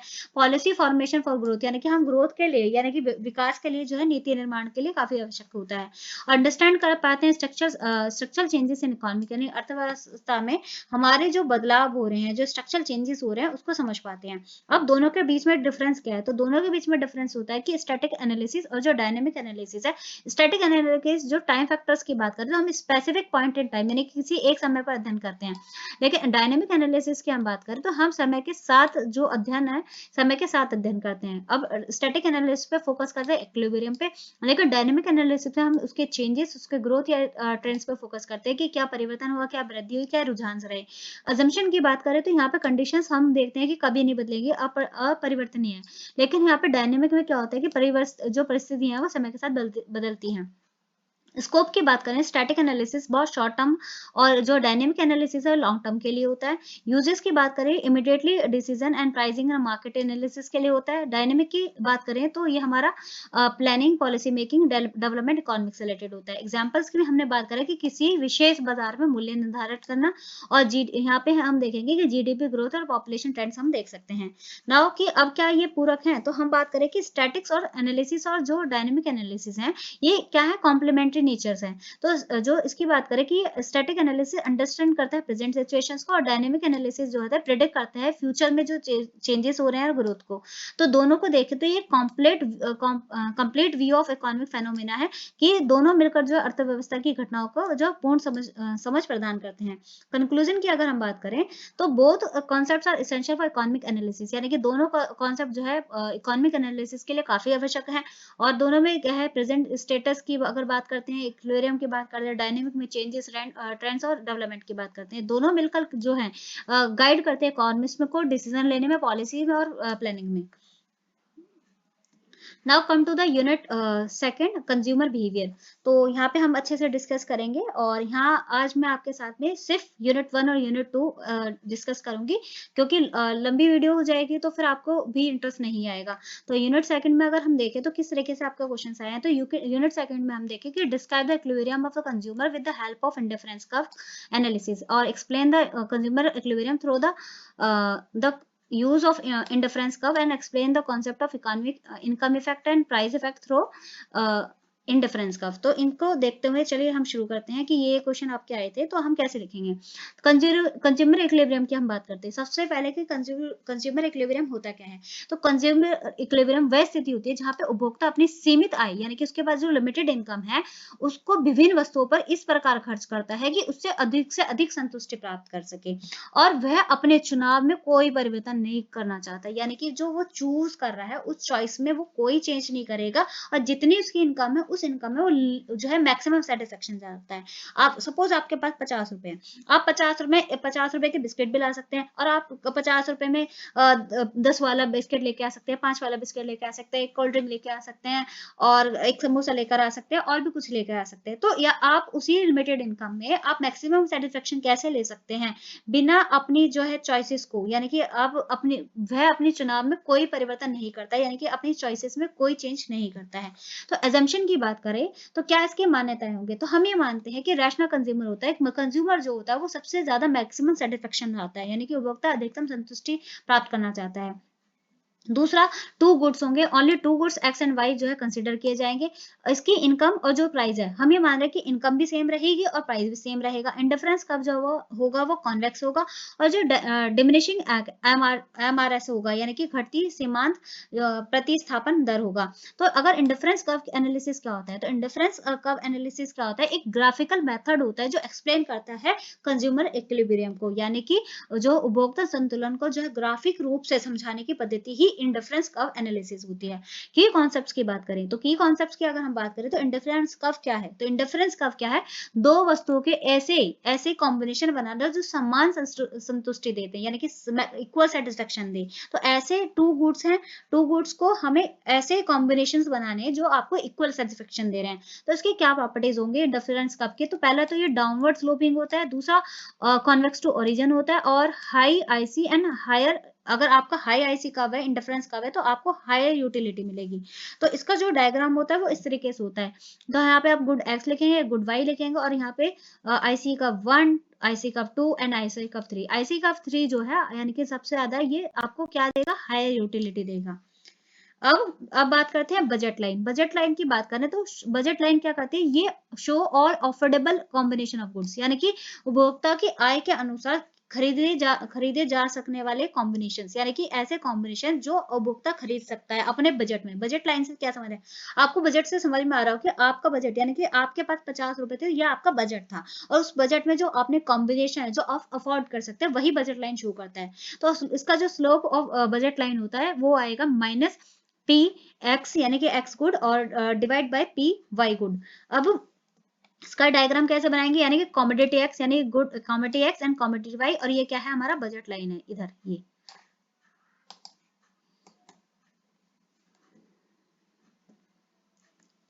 अब है मार्जिनल रेट ऑफ सब्सटीट्यूशन क्या होता है। मार्जिनल रेट ऑफ सब्सटीट्यूशन की बात करें हम तो मार्जिनल रेट ऑफ सब्सटीट्यूशन की बात करें तो rate at which one good is substituted for another, यानी कि मार्जिनल, यानी कि एमआरएस जो मैंने वर्ड पहले यूज किया था, तो एमआरएस क्या होता है, वह दर जिस पर एक वस्तु के बदले दूसरी वस्तु छोड़नी पड़ती है। तो इसका फॉर्मूला क्या होता है एमआरएस का, यहाँ पे एक्स वाई क्या है, ये कॉमोडिटीज हैं, ठीक है, गुड है, और यहाँ पे delta Y upon delta X है, यानी कि यह बताता है कि एक्स की एक इकाई बढ़ाने पर हमें वाई की कितनी इकाइयां छोड़नी पड़ेगी। एक एग्जांपल से समझिए कि जब हम गुड एक्स 1 ले रहे थे तो गुड वाई की 15 कॉमोडिटी, जैसे ही हम गुड एक्स में हमने 1 से 2 करी, तुरंत हमें कितनी कॉमोडिटी, 15 से कितनी कॉमोडिटी छोड़नी पड़ी, अब 11 पर आ गए, और 11 पे आने के बाद हमें कितनी कॉमोडिटी छोड़नी पड़ी, 4। अब ऐसे ही जैसे ही हमने एक कॉमोडिटी एक्स की बढ़ाई तो हमें कितनी कॉमोडिटी छोड़नी पड़ी, 3, और 3 छोड़ने के बाद कितने आए हमारे, 8। ऐसे ही हमने फिर जैसे ही 4 पे आए तो हमने कितनी कॉमोडिटी पे आ गए, हम 6 पे, और जैसे हम 5 पे आए तो यहाँ पे कॉम्बिनेशन जो है वहां पे कितने पे आ गए, 5 पे। तो अगर हम स्टेप बाय स्टेप देखें स्टेप बाय स्टेप हम देखते हैं। तो हम यहाँ पे देख रहे हैं जब ए से बी पर आए तो हमने एक्स की 1 ली और 1 से एक इंक्रीज यानी कि 1 यूनिट बढ़ा, तो आपकी जो है वाई में 15 से 11 पर आए यानी कि 4 यूनिट कम हुआ। मतलब 1 यूनिट एक्स को पाने के लिए आपको 4 यूनिट वाई छोड़ना पड़ता है। तो एमआरएस क्या हो गया आपका 4 हो गया, जो उसका डिफरेंस आया तो वो क्या हुआ 4 हो गया। तो अब ऐसे पॉइंट बी से सी पे गए तो एक्स का 1 बढ़ा तो वाई में आपके कितने घटे 3 घटे, यानी कि उपभोक्ता सिर्फ 3 वाई कहते हैं छोड़ने को तैयार है, यानी कि एमआरएस हो गया आपका 3। ऐसे ही कंटिन्यू करेंगे यहाँ पे हमारा, ये सारे पॉइंट्स हैं। इसके बाद हम देखें तो अगर हम यहाँ जब डी पर आए थे तो हमने देखा कि एक्स जो है बड़ा 1 से और जो है वाई घटा 1 से, तो यहाँ पे अब यहाँ सिर्फ वहां सिर्फ 1 वाई छोड़ने को तैयार है और एमआरएस क्या आ जाएगा आपका 1। अब मेन कॉन्सेप्ट देखें, सबसे जरूरी बात, शुरुआत में हमने देखा कि x कम था, उसकी वैल्यू ज्यादा थी, इसलिए उपभोक्ता ज्यादा y छोड़ रहा था। बाद में x ज्यादा हो गया और उसकी वैल्यू कम हो गई, तो y कम हो गया, उसकी इंपॉर्टेंस बढ़ गई है, इसीलिए अब उपभोक्ता y छोड़ना कम कर देता है। तो when you have a little of x and you are ready to give up a lot of y, and when you already have a enough x and you don't want to be sacrifice much y, तो यानी कि जब x कम होते हैं तो आप ज्यादा y यानी कि ज्यादा y कॉमोडिटी छोड़ने को तैयार होते हैं, लेकिन जब आपके पास y कॉमोडिटी ज्यादा हो जाती है तो आप सॉरी x कॉमोडिटी ज्यादा हो जाती है तो आप y छोड़ना कम पसंद करते हैं, कम कर देते हैं। तो इसी को हम क्या कहते हैं डिमिनिशिंग मार्जिन एमआरएस, यानी कि diminishing margin rate of substitution. तो अब नेक्स्ट जैसे इसकी पूछी थी कंडीशंस, कंडीशंस क्या है कंज्यूमर इक्विलिब्रियम की। तो पहली कंडीशन होती है फर्स्ट ऑर्डर कंडीशन, इसे कहते हैं जिसका फॉर्मूला ये होता है एम आर एस, ये एक्स वाई क्या commodity P X upon P Y, और slope of I C and equal होता है स्लोप ऑफ बजट लाइन के, यानी कि उदासीनता वक्र की ढाल जो होती है वो बजट रेखा की ढाल के बराबर होती है। इसका अर्थ ये है कि यानी कि आप ये जो स्लोप ऑफ इंटरफ्रेंस का equal to slope of budget line है, इसका क्या मतलब है, इसका मतलब है कि उपभोक्ता की इच्छा वो मार्जिन यानी कि जो यहाँ पे हम देखना है ये क्या है, इच्छा जो है यानी कि एमआरएस और बाजार जो है मूल्य जो है अनुपात बराबर है। अब सेकंड कंडीशन क्या होती है, सेकंड कंडीशन ये होती है कि जो इंडिफरेंस कर्व है वो कॉन्वेक्स टू ओरिजिन होता है, डिमिनिशिंग एमआरएस, यानी कि घटती अगर आपकी जो एमआरएस घटती हो तो वहां पे उदासीनता वक्र जो होता है वो मूल्य बिंदु की और जो है उत्तल होना चाहिए। अब इसका जो कवर डायग्राम बनेगा वो ऐसे बनेगा। अगर हम यहाँ डायग्राम की बात करें तो ये ए और बी जो है यानी कि ए और बी के बीच जो देख रहे हैं आप ये ए बी, तो ये ए बी क्या है, ये ए बी आपकी बजट लाइन है, और ये जो डॉट डॉट जा रहा है ये, और ये इस तरीके से ये लाइन जा रही है, ये जो लाइन जा रही है, ये 3 लाइन क्या है, ये इंडिफरेंस कर्व की लाइन है। और यहाँ पे जो ई है, ई ऐसा पॉइंट है जहाँ पे आपको क्या है यानी कि consumer is an equilibrium at a point of E, यानी कि यहाँ पे जो ई है that is a point of equilibrium, and when the budget line A B यानी कि जो ए बी बजट लाइन है is a just a tangent to the IC indifference curve 2, यानी कि यहाँ पे ये क्या कर रही है मैच कर रही है। तो इसके बाद हम देखें तो यानी कि जो बजट लाइन है वो नीचे की ओर ढाल वाली होनी चाहिए। इसके बाद इंडिफरेंस कर्व जैसे IC1 IC2 IC3 होती है, और जो IC यानी कि जो IC3 है ये अधिक यानी कि सबसे ज्यादा सेटिस्फेक्शन दे रही है। और अगर हम यहाँ पे देखें जो यहाँ पे इक्विलिब्रियम पॉइंट है यानी कि IC2 पे, यहाँ पे इसको बजट में सबसे ज्यादा मैक्सिमम सेटिस्फेक्शन मिल रहा है। यानी इक्विलिब्रियम पॉइंट ई की हम बात करें is the where the budget line is tangent to the higher attending difference curve, यानी कि जहां budget line high possible IC of tangent स्पर्श करती है, जहां बजट रेखा उच्चतम संभव इंडिफरेंस कर्व को स्पर्श करती है, वही संतुलन यानी कि इक्विलिब्रियम होता है। This is a optimal budget of the goods X and Y for consumer, यानी कि ऑप्टिमल बजट बंडल्स की हम बात करें, ऑप्टिमम बंडल्स ये यानी कि एक ऐसा कॉम्बिनेशन होता है जिसमें उपभोक्ताओं को बजट के भीतर अधिक सेटिस्फेक्शन मिलता है, वही मैंने आपको डायग्राम में दिखाया था। तो यहाँ पे आप इसको ग्राफिकली ऐसे लिख भी सकते हैं कि draw two goods X and Y on the axis and draw the budget line based on income and prices and difference above and below the budget line and point of tangents the consumer equilibrium and maximum utility with the budget, वही चीज जो मैंने आपको explain किया। why the equilibrium occurs at tangency, यानी कि अब main question आपका ये आ रहा है कि स्पर्श बिंदु पर ही संतुलन क्यों है, तो जो बिलो अगर हम देखें, बिलो आईसी कब देखें तो वहाँ पे उसको सैटिस्फैक्शन कम मिल रहा है। अबव देखें तो उसकी अगर उसे सैटिस्फैक्शन तो मिलेगा, लेकिन उसकी आय जो है वो आय से यानी कि उसके अफोर्डेबल बजट से बाहर हो जाएगा। और अटेंजेंट पॉइंट ऐसा है जहाँ पे उसे सैटिस्फैक्शन भी मिल रहा है और उसके बजट के हिसाब से भी है। तो इसीलिए वह जो है इक्विलिब्रियम है हमारा। और अगर आप उसको डायग्राम भी बना सकते हैं, एक एग्जाम्पल भी लिख सकते हैं। तो एग्जाम्पल में जैसे आपका 100 रुपए का बजट था, आपकी इनकम 100 रुपए है, आपका गुड एक्स जो है 10 रुपए का है, गुड वाई 20 रुपए का, आपका जो बजट लाइन है वो 10x plus 20y equal to 100 है। तो consumer will choose that combination where the MRS जो price x divide by price y is 1 2 and the and highest IC is reach. यानी कि ये कह सकते हैं कि हम वहां पे देखेंगे कि जहां उपभोक्ता को संतुलन मिलना चाहिए वहां पे हम देखेंगे। इसके बाद ओवरऑल हम देखें कि जो कंज्यूमर इक्विलिब्रियम है वो achieve when the consumer maximum satisfaction subject to his budget constant and where the budget lines tangent and to the highest indifference का। वही बात है कि जो उपभोक्ता संतुलन है तब प्राप्त होता है जब उपभोक्ता अपनी आय के सीमित मैक्सिमम सेटिस्फैक्शन मिल पाता है और उसका जो बजट है, यानी जो बजट है वो बजट जो है, बजट लाइन जो टेंजेंट होती है हाईएस्ट इंडिफरेंस का पे, यानी कि उसको स्पर्श करती है। तो अगर लास्ट में हम समझे, लास्ट में हम ये सब कहना चाहेंगे ये जो कंज्यूमर इक्विलिब्रियम पॉइंट है वेयर कहाँ पे, जहाँ एमआरएस यानी कि marginal rate of subscription PX upon PY and budget range is tangent to the highest indifference curve. यानी कि जो उपभोक्ता संतुलन वह बिंदु होता है जहाँ पे एमआरएस पीएक्स अपॉन पीवाई होता है और बजट रेखा जो उच्चतम उदासीनता वक्र को स्पर्श करती है। इसी के अंदर सेकंड क्वेश्चन हमारा ये था ना कि explain the concept of income effect and price effect of through the indifference curve. तो इसे देखें, इनकम इफेक्ट क्या होता है। तो इनकम इफेक्ट की बात करें तो इनकम इफेक्ट क्या होता है कि the change in quantity demand of a goods due to the change in a consumer real income price is constant. अब देखो, आप जब इनकम इफेक्ट आए तो आप दिमाग में सोचना कि इनकम का, आय का प्रभाव पड़ रहा है, आय का प्रभाव पड़ रहा है। यानी कि प्राइस, आपकी चाय जो थी वो 10 रुपए की थी, वो आज भी 10 रुपए की है, कल भी 10 रुपए की है, लेकिन आपकी जो इनकम है वो बदल रही है ना। तो आप जब आपकी आज इनकम, आप 10,000 रुपए कमा रहे हैं तो आप 10,000 रुपए में कुछ जो है कुछ गुड्स खरीद रहे हैं, लेकिन जैसे ही आपकी इनकम बढ़ेगी तो आपकी जो परचेजिंग पावर है वो भी तो बढ़ेगी। तो वही चीज है कि जब किसी वस्तु की मांग में परिवर्तन होता है तो उपभोक्ता की जो वास्तविक आय है उसमें भी परिवर्तन के कारण होता है। यानी कि हम ये कह रहे हैं जब किसी वस्तु की मांग में परिवर्तन, यानी कि उसकी जो डिमांड है, तो कब होगी डिमांड चेंज, जब उसकी जो रियल इनकम है, जो उसकी इनकम है वो भी तो रियल इनकम में चेंज होगा, तभी तो उसकी डिमांड में भी चेंज होगा और उसका प्राइस सेम ही है। और अच्छे समझने की कोशिश करें, जब इनकम राइज होगी तो कंज्यूमर जो है मूव करेगा हायर आईसी पे buy more of both goods, यानी कि ज्यादा से ज्यादा गुड्स खरीदेगा। जैसे ही इनकम कम हो जाएगी वो तुरंत का जो इंडिफरेंस का है वो नीचे की तरफ मूव हो जाएगा और वो खरीदेगा, यानी कि जब उसकी परचेजिंग पावर ही कम हो गई तो वो खरीदेगा भी कम। और जब उसकी यानी कि इनकम बढ़ेगी तो परचेजिंग पावर बढ़ेगी, जैसे ही परचेजिंग पावर बढ़ेगी वो गुड्स ज्यादा खरीदने स्टार्ट कर देगा। अच्छे से और एक अच्छे से समझने की कोशिश करते हैं कि if the price of cinema ticket fall, जैसे ही सिनेमा हॉल के प्राइस, जो सिनेमा हॉल का टिकट होता है उसके प्राइस जैसे ही गिरेगा, जो कंज्यूमर होगा ज्यादा से ज्यादा मूवी देखेगा उसी सेम बजट में, और उसकी उसे ऐसा फील होगा कि हाँ भाई उसकी इनकम बढ़ गई है। ऐसे ही जब आपकी सैलरी इंक्रीज होती है तो लोग जो है ज्यादा से ज्यादा लग्जरी आइटम खरीदना स्टार्ट कर देते हैं, और इसका लग्जरी आइटम खरीदने की वजह से मतलब ज्यादा खरीद पा रहे हैं तो इससे क्या होता है, ये पॉजिटिव इनकम इफेक्ट होता है।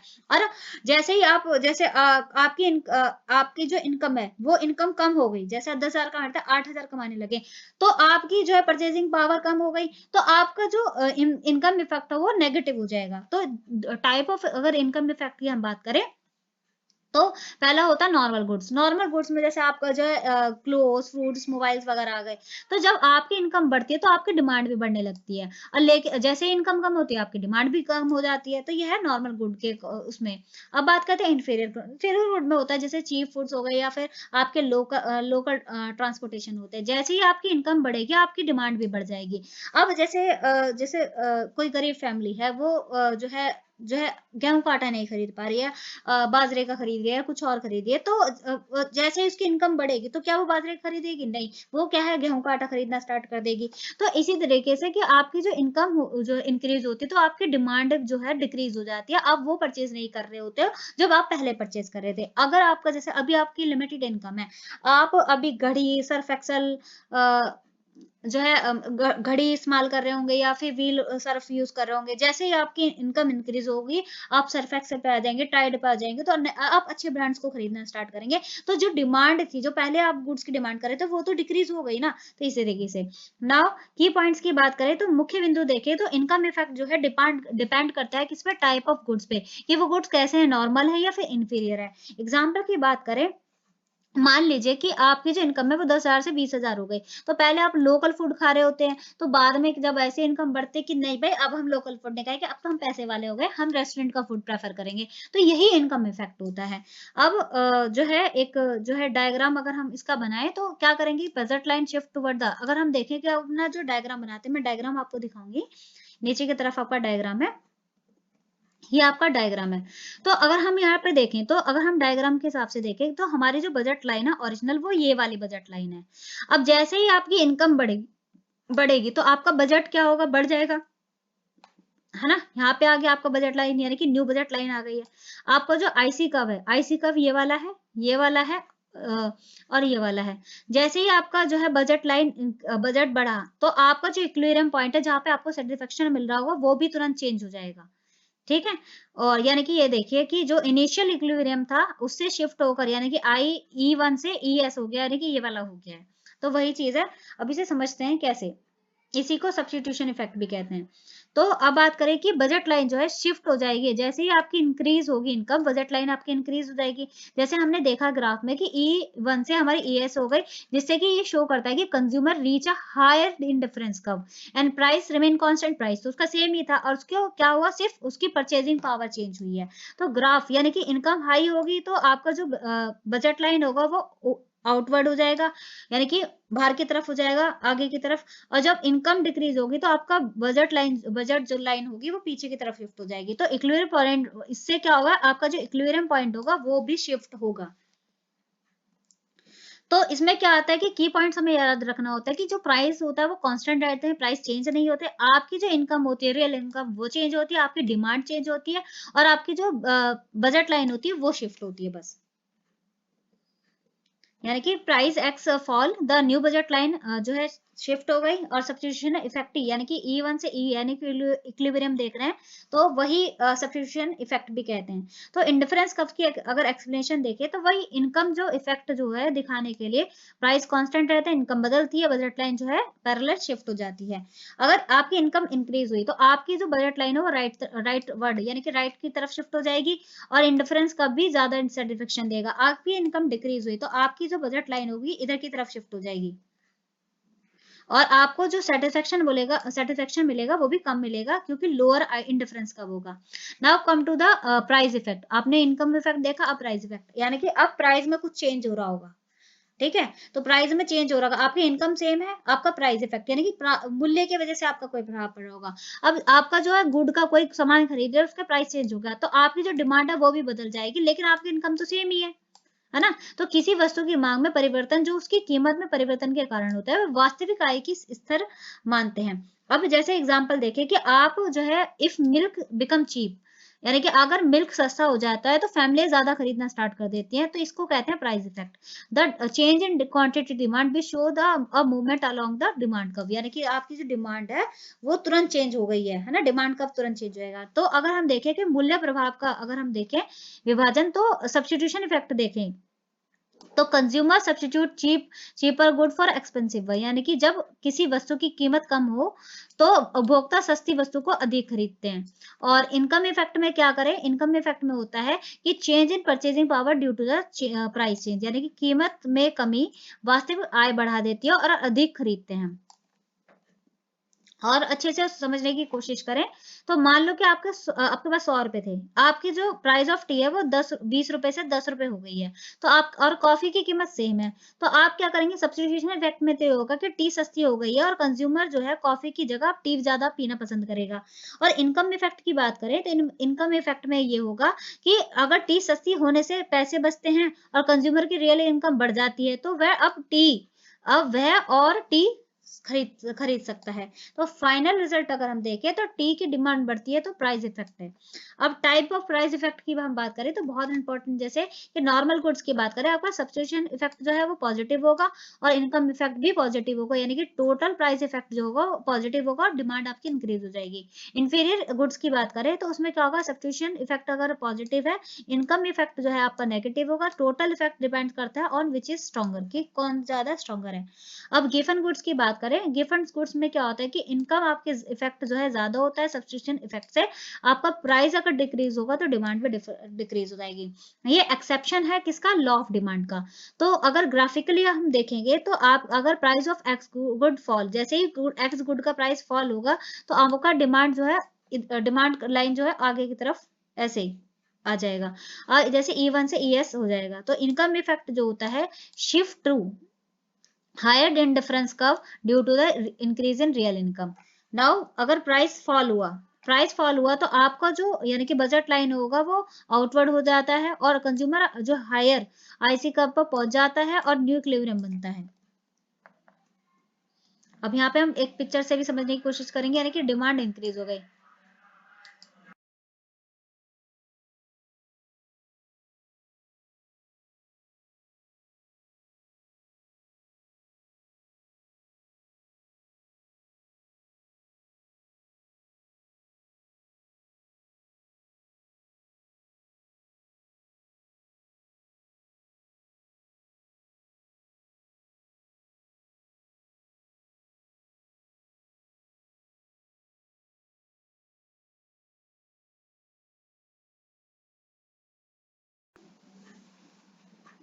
अब केस सेकंड देखें तो प्राइस राइज, यानी कि कीमत बढ़ती है तो आपका जो बजट लाइन है वो इनवर्ट हो जाएगा, अंदर की तरफ हो जाएगा। कंज्यूमर लोअर आईसी कप पर पहुंच जाते हैं तो डिमांड क्या होगी, डिक्रीज होगी। अब यहाँ पे एक पिक्चर के थ्रू समझने की कोशिश करते हैं। तो आपको जो यहाँ पे देखे कि हाइपोथेटिकल अगर बजट लाइन देखे तो ये वाली लाइन है, एंड जो यानी कि जो बजट लाइन पहले ये थी और वो इधर की तरफ शिफ्ट हो गई इनिशियली बजट लाइन, और आपको जो E1 से ES की तरफ हो गया। और जैसे कि यहाँ पे सब्स्टिट्यूशन इफेक्ट में होता है changing due to the relative price changes, और हायर इंडिफरेंस कर्व जैसे I2 इंडिफरेंस कर्व 2 और moving to the equilibrium 1 to equilibrium S, यानी कि S की तरफ हो गया। तो अब अगर और अच्छे से समझे कि अगर हम देखें तो इनिशियली जो बजट लाइन है BPL1, वो न्यू बजट लाइन जो है शिफ्ट हो जाते हैं प्राइस चेंज की वजह से, और जो इंडिफरेंस कर्व है जो IC1 और IC2 है, और इक्विलिब्रियम पॉइंट जो है E1 यानी कि और E2 मतलब ES जो है वो E2 है। तो यहाँ पे टोटल प्राइस इफेक्ट देखें तो substitution effect plus income effect जो होता है वो टोटल प्राइस इफेक्ट होता है, यानी कि मूल्य प्रभाव जो होता है सब्स्टिट्यूशन इफेक्ट को और इनकम इफेक्ट को मिलाकर प्राइस इफेक्ट बनता है। यानी कि अगर हम यहाँ पे इंपॉर्टेंट लाइन याद रखेंगे, प्राइस चेंज होगा तो बजट लाइन भी आपकी चेंज होगी।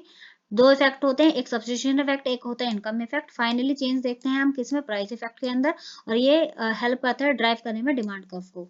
और अच्छे से समझने की कोशिश करें एक डायग्राम से, सॉरी डिफरेंसेस से। तो प्राइस इफेक्ट और इनकम इफेक्ट में क्या फर्क होता है, प्राइस इफेक्ट में क्या होता है कि जो क्वांटिटी डिमांड होती है वो चेंज होती है किसकी वजह से, प्राइस ऑफ प्रोडक्ट की, यानी कि प्राइस ऑफ प्रोडक्ट की चेंज की वजह से क्वांटिटी डिमांड बदल जाती है। इनकम इफेक्ट में क्या होता है कि यहाँ पे जो बिकॉज कंज्यूमर इनकम चेंज, जैसे ही कंज्यूमर की इनकम चेंज होगी वैसे ही क्वांटिटी डिमांड भी चेंज हो जाएगी, feel changing in due to the price, और ऐसा महसूस होगा कि प्राइस में बदलाव हुआ है। फोकस करते हैं प्राइस इफेक्ट में, हम देखते हैं कि जो इम्पैक्ट होता है प्राइस चेंज ऑन डिमांड, यानी कि प्राइस चेंज की वजह से डिमांड में भी बदलाव होता है, लेकिन इम्पैक्ट होता है इसका इनकम पे, रियल परचेजिंग पावर पे चेंज हो जाती है हमारी डिमांड, यानी कि प्राइस इम्पैक्ट होता है यहाँ पे डिमांड पे, यहाँ पे इनकम का जो है इम्पैक्ट पड़ता है डिमांड पे।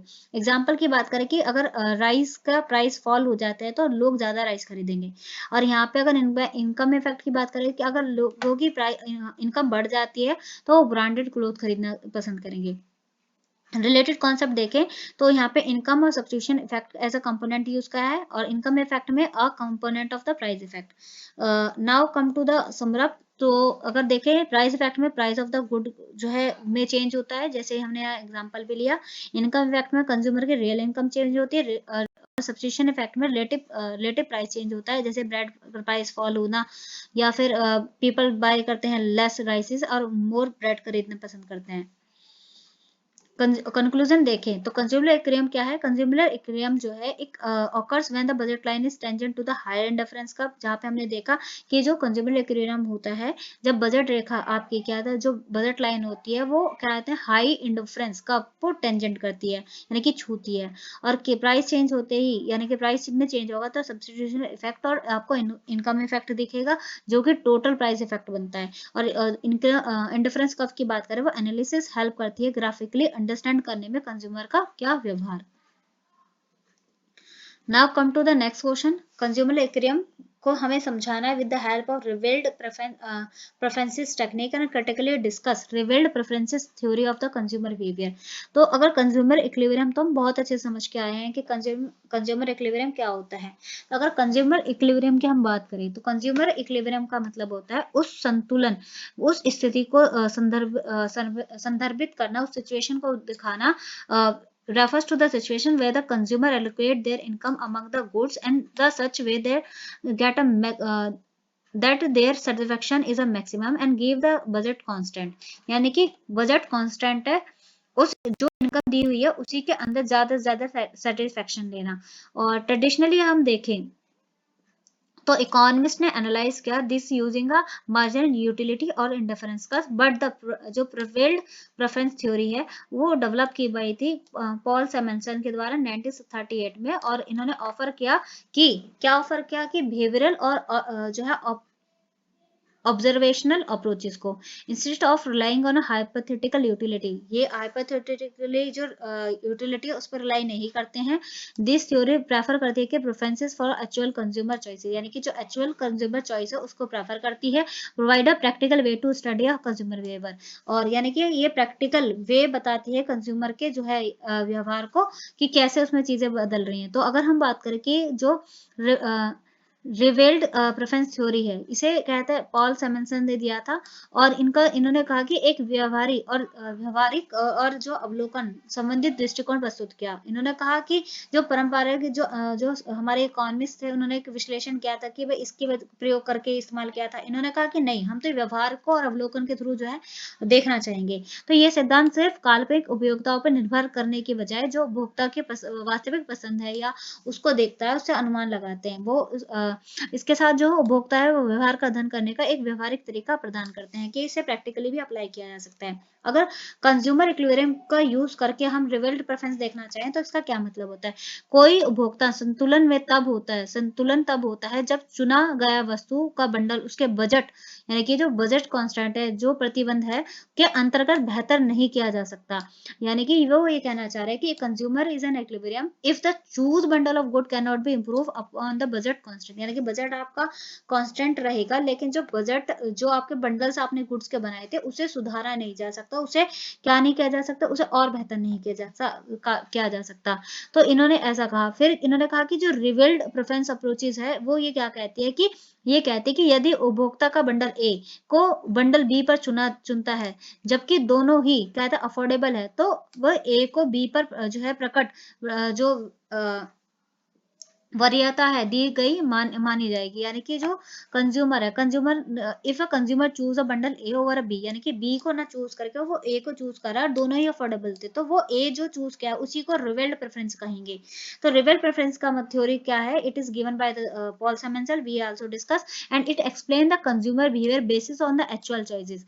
यानी कि ये कहते हैं कि जो भोक्ता है उसके व्यवहार को उसके वास्तविक चुनाव यानी कि जो उसने एक्चुअली चूज किया उसको उसके आधार पे समझते हैं, ना कि उसकी पसंद को जो है वो कथन कर दिया गया है उस पे, यानी कि ऐसा कह दिया कि भाई इसके प्रेफरेंस, ना कि उसकी पसंद को कथनों पर है। अब बात करते हैं और अच्छे से समझे कि यदि उपभोक्ता ए को जो यानी कि choose A bundle over a B, that is A is a revealed preference to B. अब इसका जो बेसिक आइडिया है, जैसे हमने इतना कुछ समझा है, इसका बेसिक आइडिया यह है कि उपभोक्ता क्या चुनता है यही उसकी असली पसंद होती है, यानी कि चॉइस रिवेल्ड प्रेफरेंसेस। अब इसमें क्या अजम्पशन है? अजम्पशन ये है कि जो कंज्यूमर है वो रैशनल है, always try to maximum satisfaction, उसका बजट कितना भी हो लेकिन उस बजट में वो सबसे ज्यादा संतुष्टि जाता है, क्योंकि जो उपभोक्ता है वो तार्किक है, वो सोचता सोचता है कि उसे इतने ही बजट में मैक्सिमम सेटिस्फेक्शन कैसे मिलेगा, तो इसका मतलब ये है वो सोच समझकर बेस्ट ऑप्शन चुनता है। अब है कंसिस्टेंसी। कंसिस्टेंसी का मतलब होता है कि संगति। संगति का मतलब इफ कंज्यूमर प्रेफर बंडल ए, यानी कि ए को बी के ऊपर वो ए को चूज कर रहा है, we he will not choose B over A, यानी कि अब जो है वो कभी भविष्य में वो बी को चूज नहीं करेगा, ओ कहते हैं over A in another situation if both are available. अगर दोनों यानी कि उपभोक्ता एक बार ए को बी से बेहतर मान लेता है तो वो बाद में बी को ए से बेहतर नहीं चुनेगा। इसका मतलब है चॉइस में स्थिरता रहेगी, यानी कि उसकी चॉइस टाइम के साथ बदलेगी नहीं। अब है ट्रांजिविटी। ट्रांजिविटी का मतलब होता है कि यदि उसने जो है बी से यानी कि ए को चूज करा है, सी यानी कि आप देखो कि आप उसने बी से बी को ना चूज करके ए को चूज करा है, यहाँ पे उसने सी को चूज ना करके बी को चूज करा है, यानी कि ओवरऑल देखे तो उसने सी को चूज ना करके ए को होना चाहिए, यानी कि इसका मतलब है लॉजिकली ऑर्डर मेंटेन होना चाहिए। इसके बाद स्टेबल प्रेफरेंसेस, यानी कि स्थिर रुचियां रहेंगी, यानी कि consumer taste and preferences remain a constant over a time, यानी कि समय के साथ में उसका जो है स्वाद जो है बदलेगा नहीं, पसंद नहीं बदलेगा, अचानक पसंद नहीं बदलनी चाहिए। इसका मतलब ये है। No indifference. नो इंडिफरेंस का मतलब होता है कि उपभोक्ता जो है हमेशा दो विकल्प में से किसी एक को स्पष्ट रूप से चुनेगा, दोनों बराबर है ऐसा नहीं मानता। अब बात करते हैं फुल इन्फॉर्मेशन, यानी कि उपभोक्ता की कीमत और विकल्प जितने भी उसके ऑप्शंस है, अवेलेबल चॉइसेस है, उनका उसको पूरी जानकारी होनी चाहिए। इसके बाद week exams of revealed preference. इसका मतलब है यदि ए को बी के ऊपर चुना गया है तो भविष्य में बी ए के ऊपर नहीं चुना जाना चाहिए। ये कंसिस्टेंसी रूल को फॉर्मल वर्जन है, यानी कि इसी को जाकर हम ये कह रहे हैं कंसिस्टेंसी, इसी को हम weak axioms of revealed preference कहते हैं। Now come to the equilibrium conditions. Equilibrium condition की हम बात करें तो चुना गया बंडल किसी अन्य सुलभ बंडल से सख्त से खराब नहीं होना चाहिए, यानी कि जो हमने चूज बंडल है वो is not strictly worse than an other affordable bundle. Now example if example के थ्रू समझिए कि एप्पल एंड ऑरेंजेस है, you have a 100 rupees budget. Now come to the apple prices 20 and orange prices 10। Now consumer have a several bundles options, उसके पास कहते हैं server bundle options है, जैसे कि वो 3 एप्पल खरीदता है एक बंडल में और 4 ऑरेंजेस खरीदता है, बी बंडल में 2 एप्पल खरीदता है 6 ऑरेंजेस खरीदता है, और बंडल सी में वो 5 एप्पल खरीद लेता है। तो जो प्रेफरेंस, अगर उसकी रिवेल्ट प्रेफरेंसेस की हम बात करें, if consumer choose A bundle, अगर कंज्यूमर जो है एक बंडल को चूज करना रहता है बंडल ए को, तो इवन बंडल बी और बी सी जो है अफोर्डेबल है, इसका मतलब ए को उसने चूज करा, इसका मतलब बंडल ए जो है revealed preference by the consumer, the implies that bundle A give the consumer greater satisfaction that B and C, यानी कि इसका मतलब ये है कि बंडल ए चूज किया है तो कंज्यूमर को सबसे ज्यादा सेटिस्फेक्शन बी और सी से ए में उसको मिल रहा है, तो इसलिए उसने उसे चूज किया है।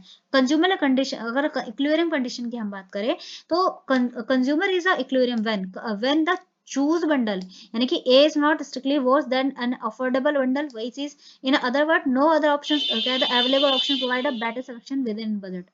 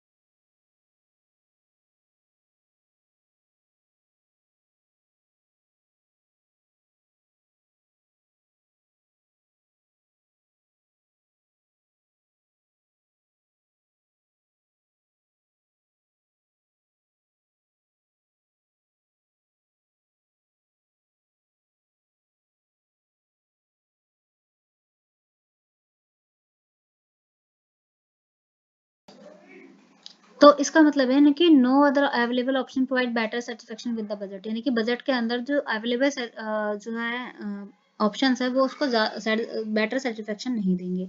तो उसका ग्राफ इस तरीके से बनेगा, that is a budget line and option, जैसे यहाँ पे कॉम्बिनेशन बना दिया है मैंने जो 3 एप्पल और 4 ऑरेंजेस का, तो चूजन जो बर्डन है वो बंडल प्रेफर यहाँ पे करता है और बाकी ऑप्शन बी और यहाँ पे सी पे यहाँ पे, तो no better option in this तो वही चीज यहाँ पे है। तो ग्राफिकली हमने देखा कि बजट लाइन जो है डाउनवर्ड स्लोपिंग है, रिप्रेजेंट कर रही है कि trade off between Apple and oranges. Bundles A, B and C plotted on the lines, and bundle A is a 3 apples and 4 oranges marked as a chosen bundle, which is a revealed preference over a B and C. A shaded area indicate that no better option exist, यानी कि shaded area ये दर्शाता है कि कोई better option नहीं है। Now this make it a visually views that A is a consumer equilibrium because it is affordable and preferred, and no other bundles give a higher satisfaction within budget. Now critically अगर हम देखें इसकी आलोचना कैसे करें, तो ये empirical and realistic है, बेस है actual choices पे और not a hypothetical utility पे। No need for a utility measures, avoid the problem of assigning subjective utility numbers, यानी कि numbers वगैरह देने की जरूरत नहीं है इसमें, उपभोक्ताओं की संतुष्टि के लिए कोई व्यक्तिगत संख्या देने की जरूरत नहीं है। लचीलापन है कि यदि कोई वस्तु को बिना जटिल कहते हैं गणनाओं के संभाला जा सकता है, और संगत है, कंसिस्टेंसी चेक है, तो ये परखने में मदद करता है कि उपभोक्ता की पसंद जो है तार्किक है और समय के साथ संगत है, यानी कि संगत है या नहीं है। लिमिटेशन की बात करें तो लिमिटेशन ये है कि अज्यूम करते हैं ये परफेक्ट रैशनलिटी पे, इग्नोर कर देते हैं emotional, social and habitual influences को। डज नॉट एक्सप्लेन मोटिवेशन, यानी कि शुड व्हाट इज चूजन, ये बताते हैं कि क्या चूज किया है, ना कि ये बताते हैं क्यों चूज किया है। इग्नोर करते हैं साइकोलॉजिकल फैक्टर्स को, can not be account for a behaviour biases. अब यानी कि यहाँ पे व्यवहारिकगत जो है पक्षपात को समझ नहीं सकते हैं। सीमित विश्लेषणात्मक उपयोग है, यानी कि difficult to drive the utility function और make a predictions in a dynamic market. And indirect approach, तो ये केवल वरीयता को प्रकट करता है, लेकिन जो है संतुष्टि को संख्यात्मक रूप से माप नहीं सकता है। तो कंक्लूजन अगर हम देखें, कंज्यूमर इक्विलिब्रियम में हमने देखा कि कंज्यूमर इक्विलिब्रियम एक revelled preference framework occurs when the consumer is chosen a bundle that cannot be improved upon the budget, and revealed preference is a significant advance in a consumer theory because it is a observable behavior rather than hypothetical or utility. Critically, perspective is while it provides a practical tool for analyzing choices, it cannot be fully explain consumer motivate or account for a irrational behavior, so it should be using a all side other approaches like indifference curve analysis and behavioral economics for a complete understanding. तो वही चीज है कि आलोचनात्मक यह देख रहे हैं कि यहाँ पे जो विकल्प है उनका विश्लेषण करने के लिए एक व्यवहारिक उपकरण है, ये उपभोक्ताओं के प्रेरित जो प्रेरणाओं को पूरी तरह नहीं समझ सकता है, ना ही वो इरेशनल जो व्यवहार है उसको ध्यान में रखते हैं, इसलिए इसे अपूर्ण समझ से बचने के लिए अन्य दृष्टिकोण जैसे कि आईसी कर्व है या फिर आपका बिहेवियर इकोनॉमी है के साथ में मिलकर उपयोग करना चाहिए। और इसमें यही कह सकते हैं कि जो रिवेल प्रेफरेंस थ्योरी है वो स्टेट करती है कि कंज्यूमर जो प्रेफरेंसेस है can be understand by the observing their actual choices, कि इसके उपभोक्ता की जो पसंद है उनके वास्तविक जो चुनाव है उस चुनावों से समझा जा सकता है। Now come to the next question, that is a Cobb Douglas production function क्या होता है और इसकी सिग्निफिकेंस पूछे, लिमिटेशंस पूछे गए हैं, उसको क्रिटिकली जो है हमें डिस्कस करना है कॉब डगलस को और उसको इंपॉर्टेंस क्या है, वही चीज इसमें पूछी गई है अब तक के क्वेश्चंस में। तो कॉब डगलस प्रोडक्शन फंक्शंस की बात करें तो ये वाइडली यूज किया जाता है मैथमेटिक मॉडल्स में इन माइक्रोइकोनॉमिक्स, जो रिप्रेजेंट करता है कि इनपुट और आउटपुट के बीच में क्या संबंध है उसको दर्शाता है। यानी कि हम ये कह सकते हैं कि ये उत्पादन जो है या उत्पादन के संसाधन उनके बीच में क्या संबंध है। तो ये Charles Cobb and Paul Douglas यानी कि 1928 में प्रपोज किया था, और ये to the study manufacturing production in the US. It show how output change when the labour and capital change, जैसे लेबर और कैपिटल चेंज होगी तो आउटपुट कैसे बदल जाएगा, यही जो है कॉब डगलस का मॉडल दिखाता है। तो अगर हम देखें कि इसका फॉर्मूला क्या है, तो फॉर्मूला इसका ये है। तो यहाँ पे जो Q है that is output, and L is means the labour, and K is means the capital, और A is the total factor productivity, यानी कि कुल उत्पादक क्षमता है। Alpha and beta is the output elasticity of labour and capital, यानी कि क्षमता और पूंजी को उत्पादन लोच। तो इंटरप्रिटेशन देखें कि अगर उत्पादन श्रम और पूंजी पर निर्भर करता है और उत्पादकता गुणांक द्वारा जो है समायोजित, यानी कि कह सकते हैं कि जो आउटपुट है वो डिपेंड करता है कि लेबर आपकी कितनी है और कैपिटल कितनी है, अगर जो raise to the constant power multiply by the productivity factors. Now the features क्या है, तो ये फंक्शनल फॉर्म्स है, जो कि ये फॉर्मूला फंक्शनल फॉर्म है, ये शो करता है मैथमेटिकली रिलेशन क्या है इनपुट और आउटपुट के बीच में। टू फैक्टर ऑफ प्रोडक्शन है, यानी कि it consider only labour and capital as a input, यानी कि लेबर और कैपिटल को ही इन्होंने शामिल किया है आउटपुट इलास्टिसिटी यानी कि अल्फा एंड बीटा प्रेजेंट करता है responsiveness of output to the labour and capital, यानी कि हम ये कह सकते हैं कि अल्फा बीटा ये श्रम और पूंजी में बदलाव से जो उत्पादन में कितना प्रभाव पड़ेगा उसको दर्शाता है। रिटर्न टू स्केल है, जबकि रिटर्न टू स्केल में यानी कि डिपेंड करता है कि सम ऑफ जो अल्फा और बीटा पे, तो अगर आपका 1 के बराबर है तो ये कांस्टेंट रिटर्न है, अगर जो है ज्यादा है तो मतलब इंक्रीज होगा और कम है तो डिक्रीज होगा।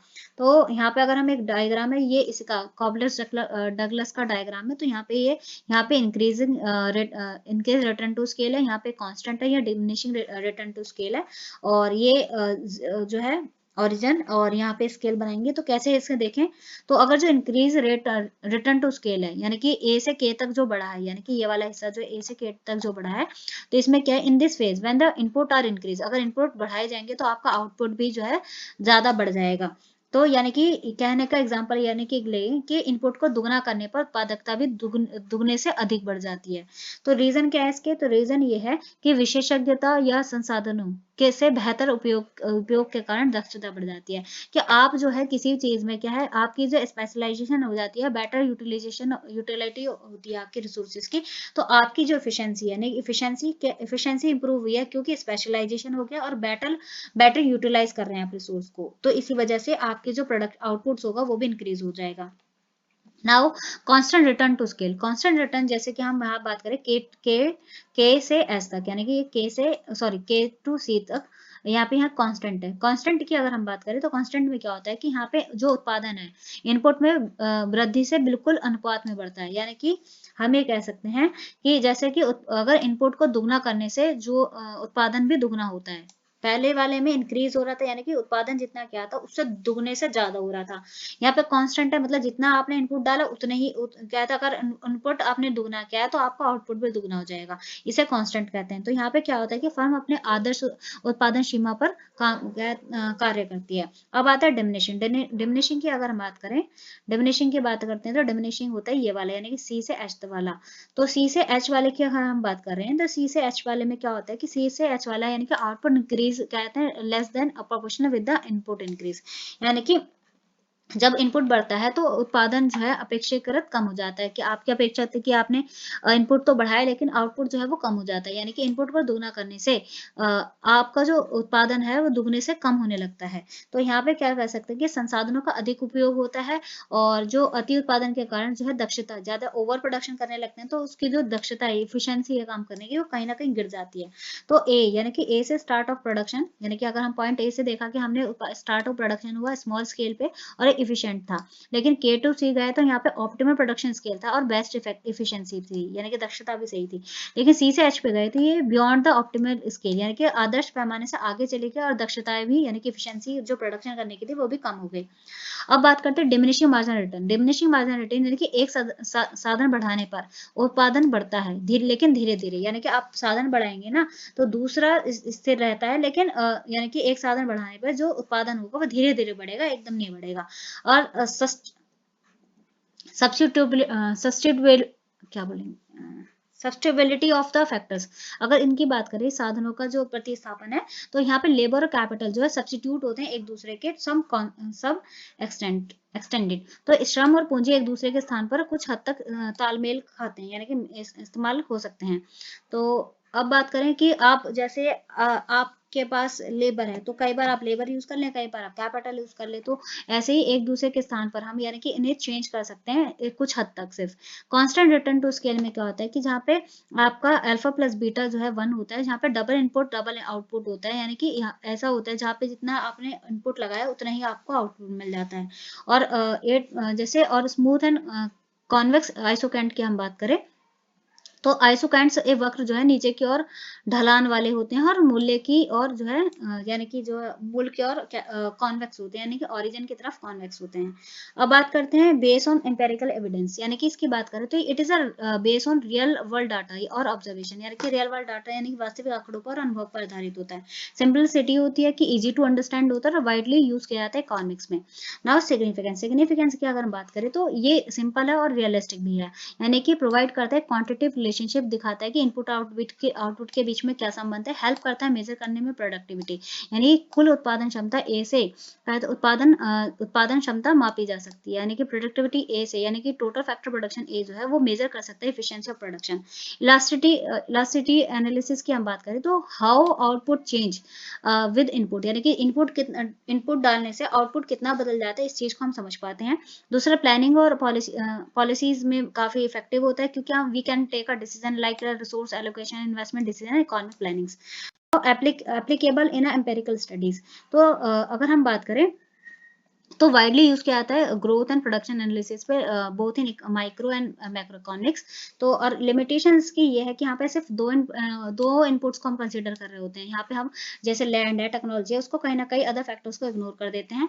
फिक्स फंक्शनल फॉर्म्स, यानी कि सभी प्रकार के जो उत्पादन संबंध को हम नहीं दर्शा रहे होते हैं। दूसरा जो है कॉन्स्टेंट इलास्टिसिटी एजम्पशन है, यानी कि अज्यूम करते हैं कि अल्फा और बीटा जो है कॉन्स्टेंट रहेंगे, लेकिन जो रियल वर्ल्ड है वो जो वास्तविक दुनिया में ये स्थिर नहीं रहता है। टेक्नोलॉजी जो है, यानी कि समय के साथ में टेक्नोलॉजी बदल रही है, तो हम उसको कहीं हम ये देख रहे हैं कि वो तो बदल ही नहीं रही है, तो स्टैटिक जो मॉडल है वो इग्नोर कर देते हैं प्रोग्रेसिव को। अब बात करते हैं पार्शियल सब्स्टिट्यूएबिलिटी। तो इसकी हम बात करते हैं लेबर और जो कैपिटल है वो सब्स्टिट्यूएबिलिटी में भी लिमिटेड, यानी कि जो श्रम और पूंजी है प्रतिस्थापन सीमित हो सकता है। अब क्रिटिकली अगर डिस्कस करें तो आलोचनात्मक अगर विश्लेषण देखें तो सिंपली मैथमेटिक फॉर्म से इजी टू अप्लाई कर सकते हैं, मेजर कर पाते हैं आउटपुट रिस्पॉन्सेज को to the input, and useful होता है पॉलिसीज के लिए और रिसोर्सेज एलोकेशंस के लिए। इंपेरिकल टेस्टेड है, हम यूज कर सकते हैं इकोनॉमिक्स में। वीकनेस ये थी कि टेक्नोलॉजी को यूज कर रहे थे, समय के साथ में फैक्टर्स को इग्नोर कर रहे हैं। अज्यूम करें कि जो चीजें हैं वो कांस्टेंट रहेंगी और फिक्स इलास्टिसिटी की बात करें, लेकिन रियलिटी में ऐसा नहीं होता है। लिमिटेड है क्योंकि प्रोडक्शन जो है इन्वॉल्व कर रही है more than two major inputs. तो अब बात करें कि बैलेंस व्यू देखें इसका, तो वही देखते हैं कि जो कॉबलेट डगलस है वो प्रैक्टिकल है, सिंपल है, पावरफुल है एनालिसिस के, लेकिन अगर but should be apply carefully, consider it assumption and limitation, लेकिन उसे लागू करते समय आपको उनके अनुमान और सीमाओं को ध्यान में रखना चाहिए। ओवरऑल हमने देखा कि जो कॉबलेट डगलस प्रोडक्शन फंक्शन था ये मोस्टली वाइडली यूज होने वाला इकोनॉमिक में जो है प्रोडक्शन रिलेशनशिप है। हमने इसकी स्ट्रेंथ वीकनेस जानी। इसके ओवरऑल इंपॉर्टेंस की हम बात करें तो इसके लिमिटेशंस के अलावा, despite the limitations, it's a benchmark model in production economics and growth of theories. Useful है टीचिंग के लिए, रिसर्च के लिए एंड पॉलिसी मेकिंग के लिए, यूजफुल है रिसोर्स एलोकेशन के लिए, ग्रोथ एनालिसिस के लिए, पॉलिसी मेकिंग के लिए, but should be apply casual cautiously consider in real world editions. वही बात है। अब now come to the next question.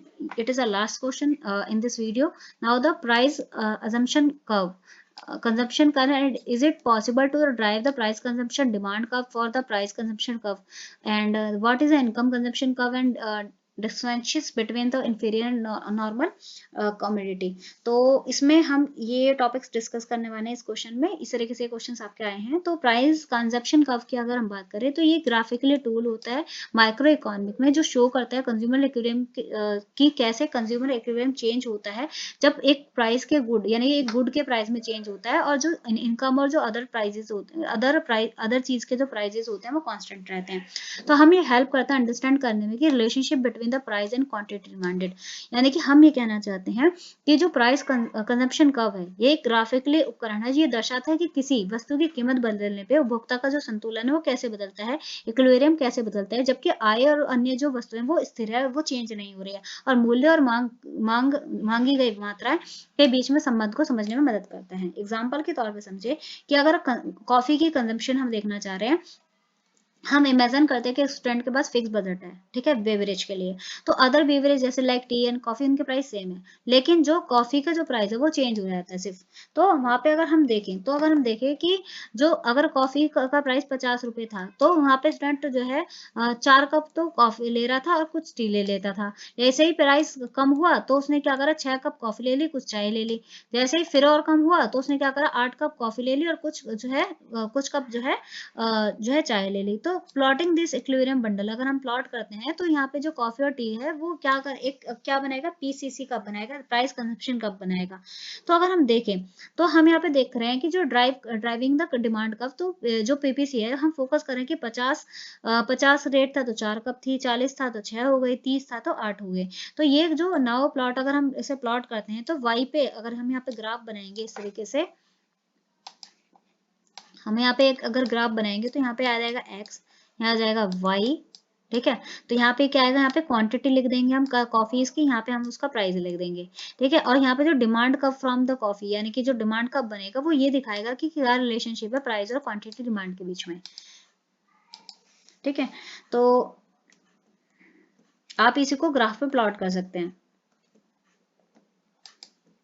अब बात करते हैं कि और अच्छे समझे कि जो प्राइस कंजप्शन कर्व क्या है। तो प्राइस कंजप्शन कर्व ये दिखाता है कि किसी एक वस्तु की कीमत में परिवर्तन होने पर उसकी मांग कैसे बदल जाती है, जबकि आय और अन्य वस्तु स्थिर रहती हैं। तो मेन आइडिया वही चीज है। मेन आइडिया क्या है कि बजट लाइन जो है रोटेट होती है इसमें, और एक न्यू इक्विलिब्रियम पॉइंट मिलता है। इसी इन सभी इक्विलिब्रियम पॉइंट को जोड़ने से पीसीसी बन जाता है। अब क्या इसके टाइप हैं, तो एक होता है डाउनवर्ड स्लोपिंग पीसीसी। इसमें क्या होता है, ये कब बनता है, जब सामान्य वस्तु में होती है, यानी कि नॉर्मल गुड्स होते हैं तब डाउनवर्ड बनता है, जहाँ पे हमारे demand of X increase as a price fall, कीमत बढ़ने पर मांग बढ़ती है। यानी कि जब जो है कि सॉरी कीमत घटने पर, जैसे ही प्राइस जो है डिक्रीज होगा तो आपकी डिमांड इंक्रीज हो जाएगा। अपवर्ड ऊपर की तरफ जब जाएगा जहाँ पे इन्फीरियर गुड्स होंगे, यानी कि इनकम का इफेक्ट नेगेटिव होगा। अब है बैकवर्ड, यानी कि पीछे की तरफ जहाँ पे गिवन गुड्स होंगे, वहां पे क्या होगा कि जैसे ही आपके डिमांड फॉल होगी, यानी कि प्राइस फॉल होगा, तो आपकी डिमांड फॉल हो जाएगी। अब इसमें पूछा था कि drive of demand curve from PCC, यानी कि पीसी से मांग वक्र का निर्माण होता है। हाँ होता है, हमने देखा कि हम यहाँ पे डिमांड कर्व बना सकते हैं। तो is it possible to drive the demand curve from the PCC? हाँ, इसे हम बना सकते हैं। कैसे बनाएंगे, तो अगर हम देखें तो जो पीसीसी है वो अलग अलग कीमतों पे उपभोग, कहते हैं उपभोग की मात्रा ज्ञात करते हैं, ठीक है। यानी कि हमने देखा था कि जो कॉफी का प्राइस था 50 पे, उसकी कितनी कंजम्पशन हो रही थी। फिर हमने देखा कि 40 जब कॉफी का प्राइस हुआ तो उसके कितने कप कॉफी वो कंज्यूम कर रहा था, और जब उसका कॉफी का प्राइस 30 हुआ तो वो कितना कंज्यूम कर रहा था। तो हमें क्या मिल रहा था, जो क्वांटिटी ऑफ द गुड्स है वो डिफरेंट प्राइस पे जो है कितना कंज्यूम कर पा रहा है। इसके बाद each equilibrium point give us price quantity combination, यानी कि जो प्रत्येक संतुलन बिंदु है हमें क्या है, हमें कीमत और मात्रा का जो है कॉम्बिनेशन दिखा रहा था। इसके बाद अगर हम प्लॉट करते हैं इसे कॉम्बिनेशन को, price on X and Y, जो मैं आपको समझा रही थी, उसी से हमारा क्या बन जाएगा, डिमांड कब बन जाएगा। तो अगर देयर फॉर द डिमांड का भी essential transformation of the PVC into the price quantity space, यानी कि इसलिए जो मांग वक्र होता है वो पीसीसी की एक रूपांतरण यानी कि ट्रांसफॉर्मेशन है। यानी कि इस तरीके से आप ये आपका जो है प्राइस कंजप्शन कर्व है, इस तरीके से आपका कर्व बन जाएगा।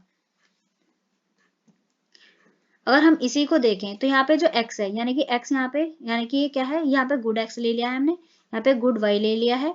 इसके बाद में जो यानी कि हम देखें तो बजट लाइन है, बजट लाइन क्या है, PL1 PL2 PL3 PL4, और इसके बाद है P, यानी कि ये देखो,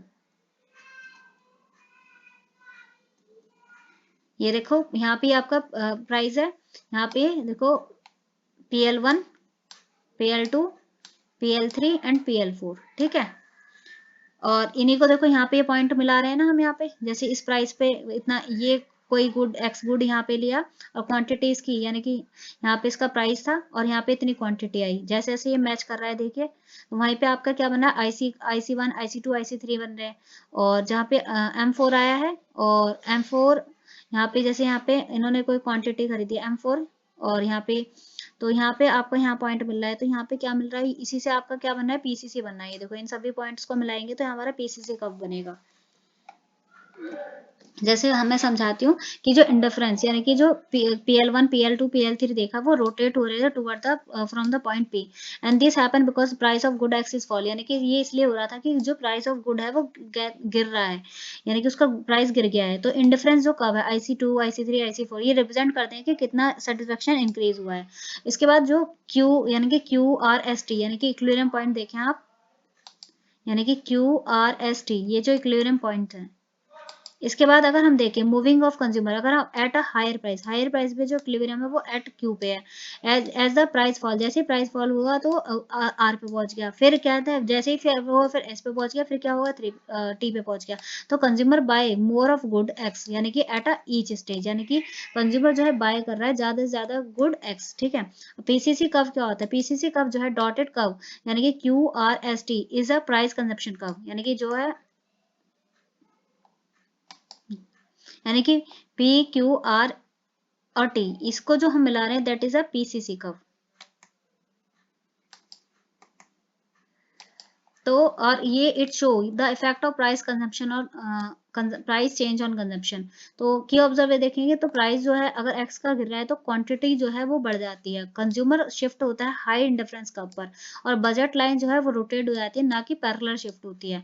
शेप का अगर हम देखें तो अगर नीचे की तरफ होता है वो कब, जब नॉर्मल गुड्स होते हैं, as per the diagram show, ये जो था वो नॉर्मल गुड्स के केस में था, और ये बैकवर्ड जब जाता है जब इंफीरियर होता है in some cases. Now overall conclusion हम देखें तो yes the price consumption curve can be used to drive the price quantity demand curve, and PCC show the equilibrium bundle, and projecting this give the demand curve for the goods. तो now come to the next question, इसमें जो दूसरा question है वो question कैसे है कि what is the income consumption curve, and क्या इंफीरियर गुड्स और जो नॉर्मल कमोडिटी उनमें क्या डिफरेंस होता है। तो now come to the income consumption curve की बात करें तो इनकम कंजम्पशन कर्व जो है that show the relationship between the consumer income and quantity of goods consumed while the prices remain constant, कि जहाँ पे प्राइस आपका सेम है और जो आपकी जो इनकम है और जो क्वांटिटी है उनके बीच में संबंध देखना चाह रहे हैं। तो इन अदर वर्ड्स की it trace how consumer equilibrium consumption bundle change, कैसे कंज्यूमर का जो कंजम्पशन बंडल है, इक्विलिब्रियम कंजम्पशन बंडल है, वो कैसे चेंज होता है जब आप उसकी इनकम चेंज हो जाती है और प्राइस चेंज नहीं हो रहा होता है। तो देखें कि इनकम कंजम्पशन कर्व की बात करें, locus of consumer equilibrium points obtain by when the income change हो रही है when the price of goods remain constant, यानी कि जो प्राइस ऑफ गुड्स है वो सेम है और इनकम आपकी चेंज हो रही है। तो अगर हम देखें तो when a consumer income increase, जैसे ही कंज्यूमर की इनकम बढ़ेगी तो उसकी परचेजिंग पावर यानी खरीदने की क्षमताएं बढ़ जाएगी। एज अ रिजल्ट कंज्यूमर क्या करेगा, इसका क्या परिणाम होगी, गुड्स जो है वो ज्यादा से ज्यादा खरीदेगा और उसको हाई इंडिफरेंस कर्व पे पहुंच जाएगा। और आईसी सब कर्व जो होता है वो कनेक्ट करता है ऑल द इक्विलिब्रियम पॉइंट्स, जितने भी इक्विलिब्रियम पॉइंट्स होते हैं वहां पे कनेक्ट करने लगता है, और जो है देखते हैं किस पे, डिफरेंट इनकम लेवल्स पे, यानी कि ये रहा, यानी कि हम यहाँ पे डिफरेंट इनकम लेवल पे, यानी कि डिफरेंट इनकम लेवल पे उसका क्या देख रहे हैं कि वो कितना कंज्यूम कर रहा है, वही चीज है। तो इसका इनकम कंजप्शन कर्व ऐसे बनेगा जहाँ पे एक्स जो है ये क्या है, गुड एक्स है, और यहाँ पे गुड वाई है। यहाँ पे ये बजट लाइन है, यानी कि P1 P2, या आपको दिखा रहा है ना P1 P2 और P3 और P4, जो कि पैरेलल लाइंस आ रही है, ये P1 P2 and P3 and P4, that is a budget lines, and IC1, IC2 and IC4, that is a indifference curve, and Q1 Q2 and Q3 is a equilibrium points. तो it what is it explain the increase in income increase हुई तो आपको जो budget line है वो भी क्या हुआ, बाहर की तरफ शिफ्ट होने लगा। कंज्यूमर मूव कर रहा था Q1 से Q2, Q2 से Q4, Q3 एंड Q4, और ईच पॉइंट जो है लाई कर रहा है, हर पॉइंट है हाई डिफरेंस का उस पर लाई कर रहा है, और उन्हें ज्वाइंट कर रहे हैं तो this points give you ICC, यानी कि इन पॉइंट्स को ज्वाइंट करने के बाद में ये जो पॉइंट्स है, यानी कि यहाँ ये जो पॉइंट्स है इनको ज्वाइंट करने पे हमें क्या मिल रहा है, इनकम कंजप्शन कब मिल रहा है। तो अगर ऊपर की तरफ ये अपवर्ड जाएगा जब नॉर्मल गुड्स के केस में, बैकवर्ड जाएगा जब इंफीरियर गुड्स होंगे।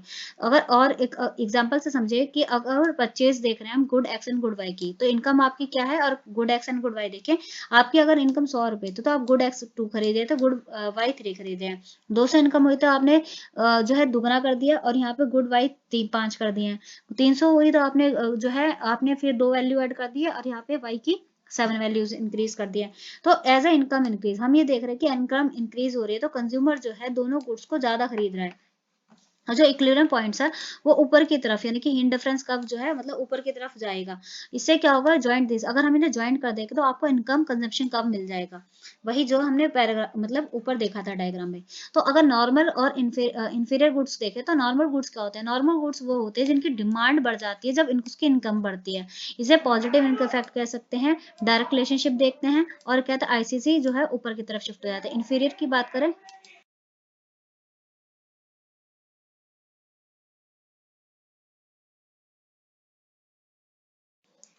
इसके बाद में जहाँ पे ब्रांड क्लोथ्स आ जाएंगे, गुड फूड आ जाएगा। इंफीरियर गुड्स में आ जाता है कि जब आपकी इनकम बढ़ती है और आप उनकी डिमांड कम कर देते हैं, जैसे नेगेटिव इनकम पे देखते हैं इनवर्स रिलेशनशिप होता है और यहाँ पे आईसीसी पीछे की तरफ बेंड हो जाता है। अब अगर शेप की बात करें, हमने देखा कि नॉर्मल गुड्स में होता है वो ऊपर की तरफ हो जाता है, इनकम बढ़ते ही कंजप्शन बढ़ जाती है, और इंफीरियर गुड्स में क्या होता है, कंजप्शन आईसीसी का पीछे की तरफ बैंड हो जाता है after some level of income. अब नॉर्मल गुड्स क्या होते हैं, नॉर्मल गुड्स होते हैं कि जहाँ पर डिमांड इंक्रीज होती है इनकम के इंक्रीज होने पे, और इंफीरियर गुड्स में होती है कि जो इनकम बढ़ती है तो डिमांड डिक्रीज हो जाती है। नॉर्मल गुड्स में पॉजिटिव इलास्टिसिटी ऑफ इनकम होती है एंड इंफीरियर गुड्स में नेगेटिव होती है। कंज्यूमर प्रेफरेंस की बात करें, consumer buy more goods when income increase, जब उसकी इनकम इंक्रीज होगी तो वो ज्यादा से ज्यादा गुड प्रेफर करता है, और अगर इंफीरियर गुड्स के केसेस में इनकम बढ़ने पर वो उन्हें कम खरीदना पसंद करता है। एग्जाम्पल में car brands, branded clothes and electronics, and inferior goods में low quality food, cheap substitutes. ICC shape upwards in a normal goods case and the inferior goods the bends backwards after the certain income level. तो conclusion देखें कि income consumption curve show the how a consumer equilibrium change with the change in income। ये दिखाता है कि जैसे income change होती है तो कंज्यूमर इक्विलिब्रियम भी चेंज हो जाता है। जब प्राइस कांस्टेंट होते हैं, ये इकोनॉमिस्ट को ये समझने में मदद करता है कि इनकम का क्या इफेक्ट पड़ता है डिमांड पे, और अगर और हमने ये समझा कि नॉर्मल गुड्स के केस में कैसे फर्क पड़ता है, डिमांड राइज हो जाती है और इंफीरियर गुड्स में डिमांड डिक्रीज हो जाती है अगर इनकम इंक्रीज होती है। तो वही चीज हमने यहाँ पे देखी है और यही समझी है। तो हमने ओवरऑल यही देखा कि जो पीसीसी है वो मूल्य परिवर्तन को प्रभावित करता है और मांग वक्र बनता है, और जो आईसीसी होता है वो आय परिवर्तन का प्रभाव देखता है, दिखाता है, और सामान्य और जो है यानी कि जो नॉर्मल और इन्फ्लुएंस गुड्स को पहचानने में मदद करता है, और दोनों ही ग्राफिकली एक्सप्लेन किया करता है कंज्यूमर बिहेवियर को। Are and fundamental in economics, यानी कि दोनों ही उपभोक्ता व्यवहार को ग्राफिकली रूप से समझने में महत्वपूर्ण भी है।